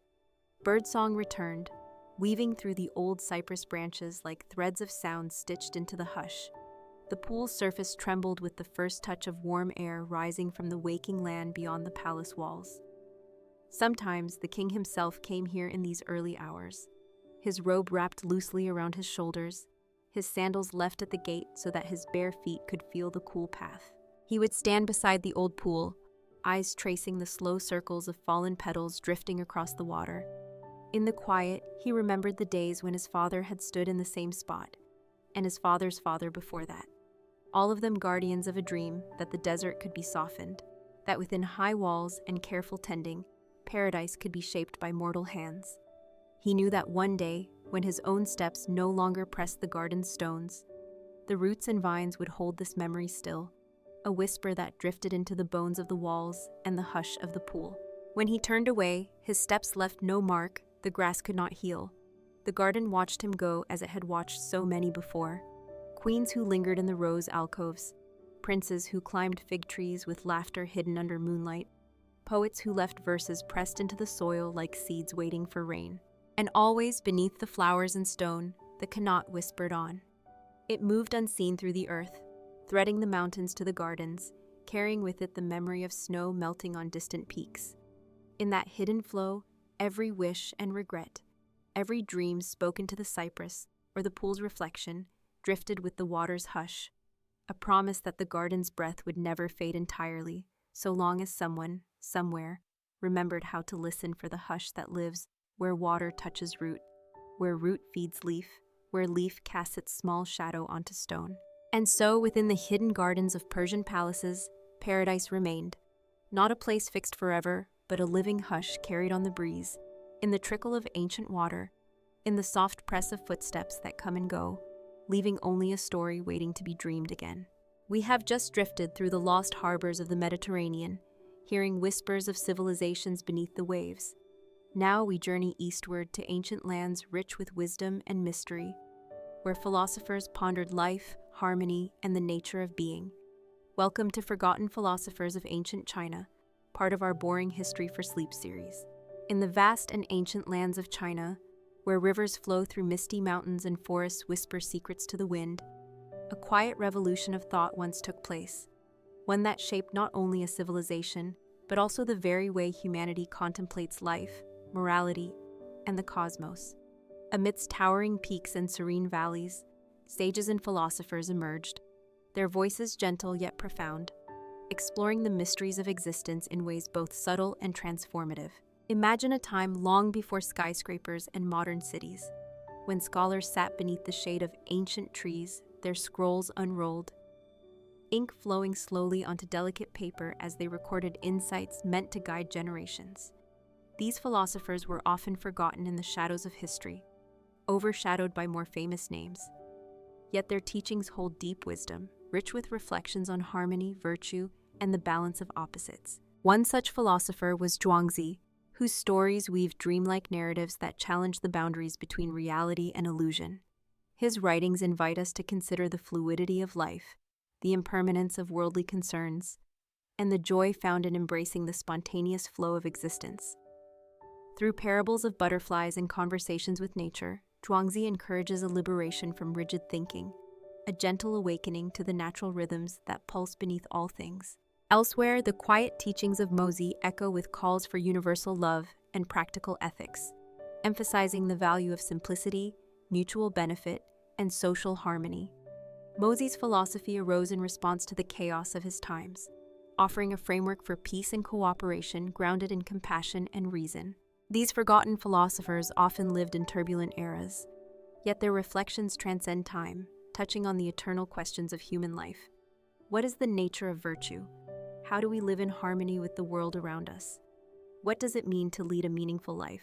Their writings were not dry treatises, but living conversations. Stories told around fires, dialogues beneath moonlit skies, poems sung softly in the quiet moments between day and night. They remind us that philosophy is not just abstract thought, but a way of being, a path toward deeper understanding and inner peace. As you settle into the calm embrace of this story, picture yourself wandering through ancient bamboo groves, the soft rustle of leaves overhead, the distant murmur of a mountain stream. Hear the gentle voice of these forgotten sages, whispering timeless truths across centuries, inviting you to pause, reflect, and find stillness amid life's currents. Let this journey through ancient wisdom be a balm to your spirit, a slow unfolding of ideas that cradle your mind and carry you softly into restful sleep. As the mists weave their way through the ancient valleys of China, the wisdom of forgotten philosophers begins to unfold. Gentle insights offered in quiet moments beneath the canopy of towering bamboo and whispering pines. These thinkers, though often overshadowed in history, crafted ideas that ripple through time like the softest of breezes, touching the heart of human experience with clarity and grace.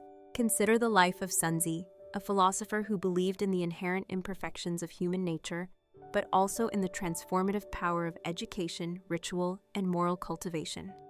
He taught that though people may be born with tendencies towards selfishness or chaos, through disciplined learning and adherence to social order, they could grow into virtuous and harmonious beings. Imagine Xunzi sitting in a simple wooden pavilion, scrolls unfurled before him, his voice steady as he guides students through reflections on ethics, governance, and the nature of the cosmos. His teachings emphasize the importance of rites, not just empty ceremonies, but meaningful practices that align the individual with the rhythms of society and the universe. Elsewhere, the gentle voice of Yangzhu emerges, a philosopher whose ideas stand in contrast, yet offer profound reflections on individual nature and freedom. Yangzhu urged an embrace of one's desires and instincts, encouraging a life lived authentically and in harmony with the self, rather than constrained by external expectations. The diversity among these ancient thinkers reveals a vibrant intellectual landscape, one that grappled with questions of virtue, society, and the cosmos in ways both complementary and conflicting. They engaged in dialogues, debates, and storytelling, weaving a tapestry of ideas that encouraged reflection and growth. Their works were often poetic and metaphorical, inviting readers and listeners to look beyond the surface and find deeper meanings within the flow of life. They spoke of water that nourishes without struggle, of trees that grow tall through quiet perseverance, and of the harmony that arises when opposites balance each other in nature and the human heart. As you allow your breath to slow and your mind to soften, imagine wandering through a tranquil garden where these ideas bloom, each thought a delicate petal unfolding under the gentle light of understanding. Hear the soft murmur of philosophical voices blending with the rustle of leaves, inviting you to ponder gently and drift peacefully toward rest. Let this passage through forgotten wisdom be a sanctuary for your spirit, a place where ancient truths soothe your mind and cradle you softly into the night's embrace. In the quiet corners of ancient China, beyond the famed teachings of Confucius and Laozi, other voices emerged, philosophers whose names may have faded, but whose ideas still shimmer like hidden gems in the vast tapestry of history. Among them was Shen Buhai, an often overlooked thinker who developed ideas about administration and governance that deeply influenced the structure of the Chinese state. Shen Buhai emphasized the importance of law, merit, and careful management of officials, advocating for a system where rulers employed skillful methods to maintain order and harmony within society. Imagine the scene. In a dimly lit chamber, Shen Buhai pores over scrolls, contemplating the delicate balance between authority and fairness. His teachings focused on the use of techniques, or methods, precise systems to evaluate and control the actions of ministers and officials, ensuring the stability of the state. Meanwhile, the philosophy of Han Feizi emerged as a synthesis of legalist thought, emphasizing strict laws and centralized power as necessary for maintaining social order. Han Feizi's writings, though austere, were filled with practical wisdom about human nature, governance, and the use of rewards and punishments. These philosophies were born in turbulent times, when chaos and conflict threatened the fabric of the Zhou dynasty. In response, thinkers like Shen Buhai and Han Feizi sought solutions rooted in pragmatism, order, and discipline, contrasting with the more idealistic visions of Confucianism and Taoism. Their writings, dense and methodical, reveal a deep understanding of human behavior and political necessity. They offer insights into the mechanisms of power, the challenges of leadership, and the complexities of managing societies vast and diverse. Yet beyond the rigid structures of law and governance, there remained a persistent search for harmony, a theme echoed across Chinese philosophy. The idea that society, like nature, thrives best when its parts work together in balance, respecting both order and flexibility. As you sink deeper into this reflective narrative, picture ancient courts and palaces where advisors whisper counsel, where rulers weigh decisions that shape destinies. Hear the quiet rustle of silk robes, the scratching of brushes on parchment, and the steady pulse of ideas seeking to guide the flow of history. Allow yourself to be embraced by the rich complexity of these forgotten teachings. Lessons not only of power and law, but of humanity's enduring quest for stability, justice, and peace. Let these gentle reflections ease your mind and carry you softly into restful sleep. As the seasons changed in the vast landscapes of ancient China, so too did the flow of ideas among its philosophers, each contributing subtle shades to the complex mosaic of wisdom that shaped a civilization. Among the lesser-known yet profoundly influential thinkers was Xunzi, a philosopher who emphasized the transformative power of education and ritual in overcoming human nature's flaws. Xunzi believed that humans were not inherently good, but required deliberate cultivation through study, ceremony, and discipline to achieve virtue and social harmony. His teachings provided a framework for building orderly societies where moral behavior was learned and reinforced through structured practices rather than assumed. Imagine scholars gathered in serene gardens or quiet study halls, their voices weaving discussions on ethics, governance, and the proper conduct of rulers and citizens alike. Scrolls adorned with elegant calligraphy captured these ideas, passed down carefully through generations, a slow unfolding of insight and aspiration. Contrasting with Xunzi's views was the philosophy of Laozi, whose Tao Te Ching invites readers into a poetic meditation on the Tao, the way that flows through all things. Laozi's gentle verses encourage harmony with nature, humility, and simplicity, urging a surrender to the natural order rather than forceful control. These contrasting philosophies, rigorous cultivation on one hand and effortless harmony on the other, illustrate the rich dialogue of ancient Chinese thought. Together, they paint a picture of a civilization deeply engaged with the mysteries of life, the governance of society, and the path to inner peace. Stories and parables conveyed these teachings in vivid, memorable ways. One famous tale tells of a farmer whose horse ran away. Initially seen as misfortune, but later, when the horse returned with a wild companion, was recognized as good fortune. Such stories invite reflection on the fluid nature of luck, fate, and the limits of human judgment.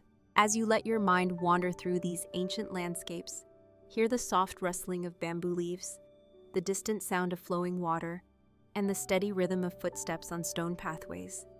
Feel the slow, deliberate unfolding of wisdom carried by these forgotten philosophers, a calm current beneath the surface of history. Let these gentle thoughts wash over you like a tranquil stream, carrying away tension and inviting restful contemplation. In this quiet space, ancient voices speak softly, guiding you toward the restful depths of sleep with their timeless truths and serene presence. Amidst the gentle hills and winding rivers of ancient China, another quiet voice echoed through the centuries, that of the philosopher Mencius, a disciple of Confucius whose reflections deepen the understanding of human nature and morality. Mencius believed in the innate goodness of people, arguing that all humans are born with a seed of virtue that, when nurtured, blossoms into compassion, righteousness, propriety, and wisdom. His teachings emphasize the importance of cultivating these virtues through education and reflection, urging rulers to govern with benevolence and integrity. Imagine Mencius walking through a bamboo grove, conversing softly with disciples under dappled sunlight filtering through leaves. His words, full of warmth and insight, invite listeners to consider the heart's natural inclination toward kindness and the responsibility of society to foster that growth. He recounted parables, like the story of a child about to fall into a well, used to illustrate the universal instinct to care and the potential for moral awakening. These stories serve as gentle reminders of the shared humanity that binds us all, regardless of status or circumstance. Mencius' philosophy offers a hopeful vision, one where individuals and societies flourish through nurturing innate goodness and practicing compassion. His legacy has influenced countless generations, inspiring ideals of justice, empathy, and ethical leadership that resonate across time.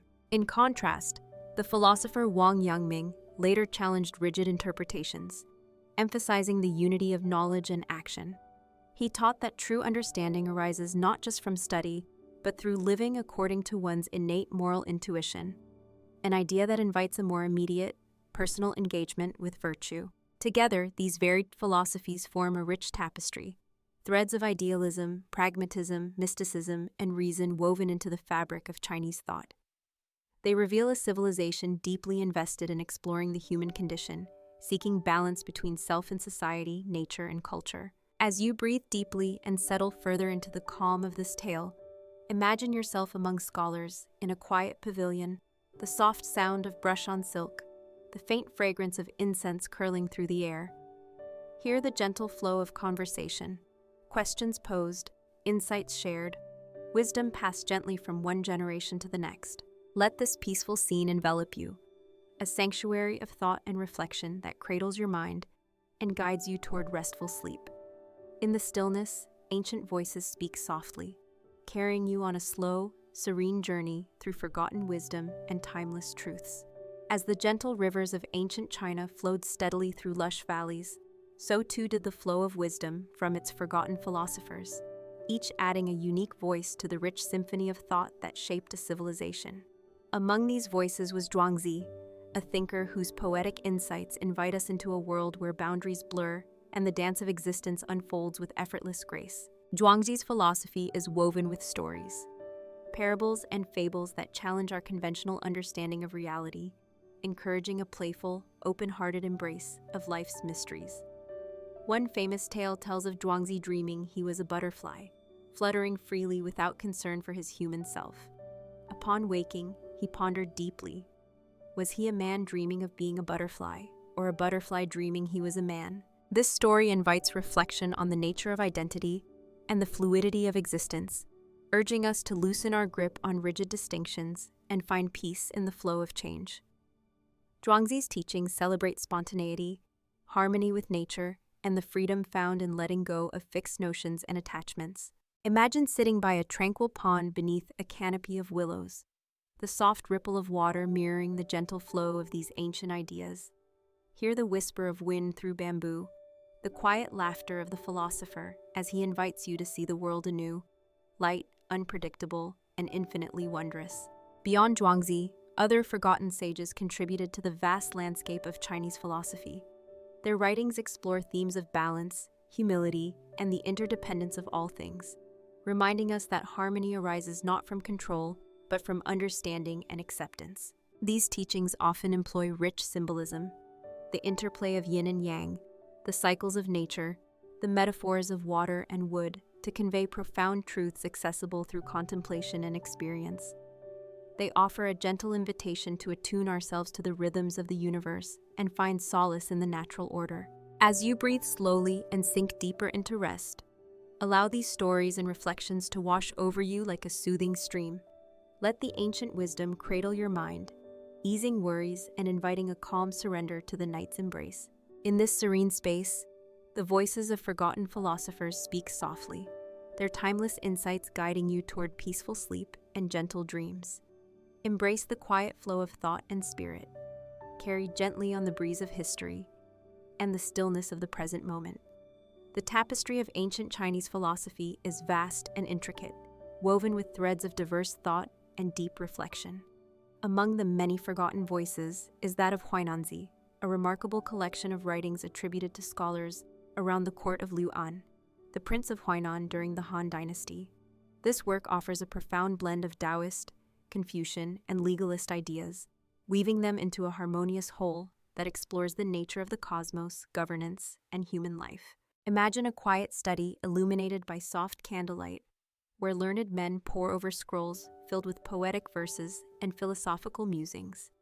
The text invites contemplation on the unity of all things, the harmony between heaven and earth, the balance of yin and yang, and the dance of change that defines existence. Huainanzi explores the concept of wu wei, or effortless action, encouraging rulers and individuals alike to align themselves with the natural flow rather than struggle against it.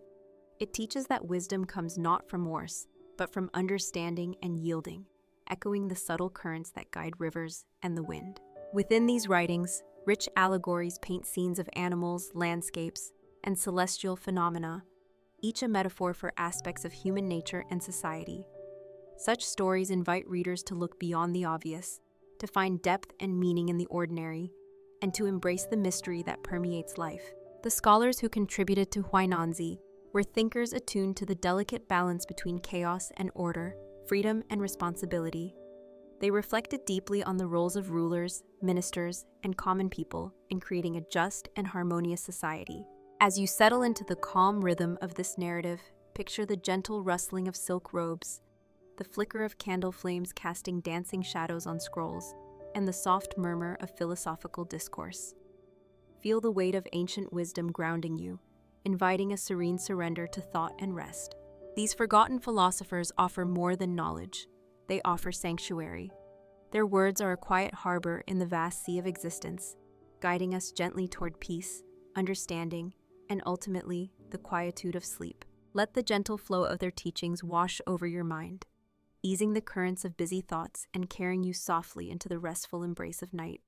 Here in the stillness, ancient voices whisper truths that have endured across millennia, inviting you to rest, reflect, and renew. Amidst the rolling hills and winding rivers of ancient China, the quiet footsteps of forgotten philosophers left marks not in stone or monument, but in the subtle spaces of thought and reflection, places where wisdom grew like bamboo shoots, resilient and graceful. One such figure was Wang Bi, a scholar of the Wei Jin period, whose profound commentaries on Taoist texts breathed new life into ancient teachings. Wang Bi's writings delve deep into the nature of being and non-being, exploring the dynamic interplay between presence and absence, form and emptiness.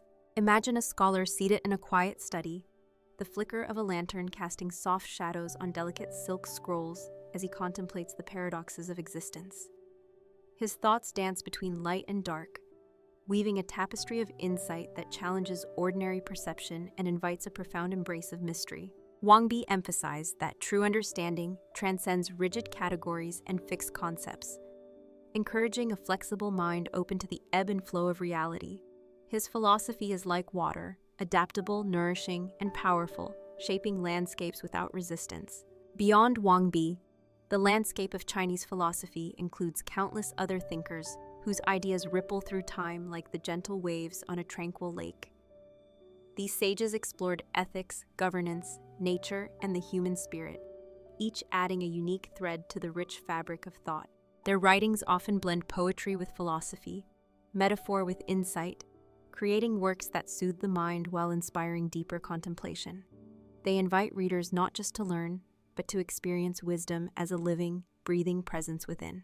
As you relax deeper into the calm of the story, picture a quiet garden where the scent of jasmine mingles with the rustle of bamboo leaves. Hear the soft murmur of ancient voices, carrying wisdom on a breeze that caresses your senses and eases your thoughts. Let these gentle teachings envelop you like a warm shawl, comforting and serene, guiding you slowly and peacefully toward restful sleep. In this tranquil space, forgotten philosophers whisper across the ages, their timeless insights a balm for the soul and a lullaby for the weary mind. In the serene landscapes of ancient China, philosophy was not merely a discipline but a way of life, an ongoing dialogue between the human heart and the vast universe. Among the many voices softly echoing through time, that of Liezi stands out, a philosopher whose tales blend the mystical with the practical, inviting us to explore the fluid nature of reality. Liezi's writings are filled with allegories and paradoxes that challenge conventional thought, encouraging a gentle surrender to the mysteries that lie beyond logic and reason. One of his famous stories speaks of a man who learned to float effortlessly on water, symbolizing the art of living in harmony with life's unpredictable currents.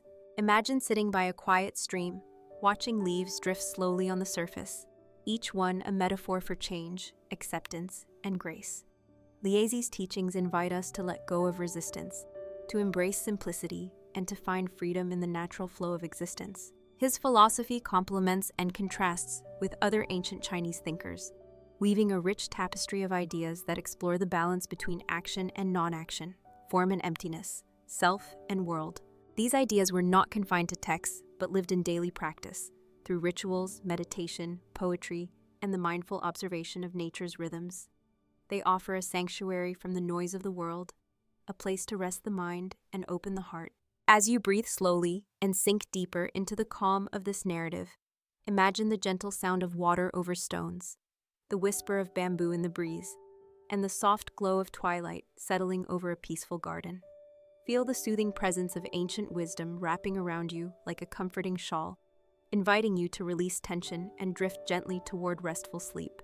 In this tranquil moment, the forgotten philosophers of ancient China speak softly across the centuries, their timeless insights a lullaby for the soul and a guide to inner peace. Let their gentle voices carry you on a slow, serene journey into the night, where dreams unfold with quiet grace and stillness.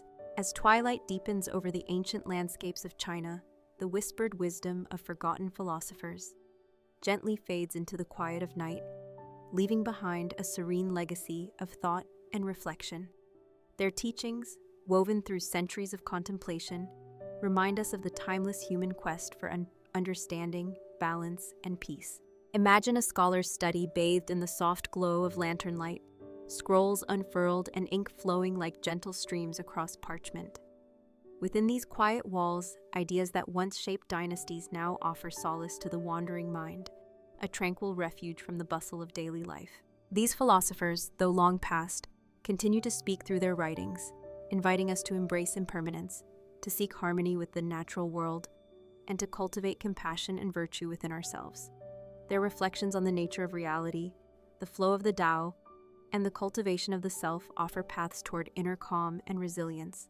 The balance of yin and yang, the dance of light and shadow, the cycles of growth and rest, all come alive in their teachings, reminding us that life is a river ever flowing, never static. They teach patience in the face of change and grace in acceptance, guiding us gently toward serenity. As you prepare to drift into restful sleep, picture yourself surrounded by the tranquil beauty of an ancient garden. Cherry blossoms falling softly, a cool breeze whispering through bamboo groves, and the distant song of nightbirds. Feel the embrace of these forgotten voices wrap around you like a warm shawl, soothing your spirit and quieting your thoughts. In this sacred space between wakefulness and dreams, the timeless wisdom of ancient China offers a lullaby for your soul, a gentle invitation to rest, renew, and awaken, refreshed with the dawn. Rest now, cradled by history, carried on the slow, steady current of forgotten philosophers, whose gentle truths continue to light the way toward peace and quietude. Sleep peacefully, enveloped in the calm legacy of ancient wisdom. As this video comes to a close, the sky is slowly brightening with the dawn, wishing you wake up to a new day filled with joy and boundless energy. I look forward to seeing you again tonight, when you come back to sleep and open one of my videos. Goodbye for now, and until we meet again.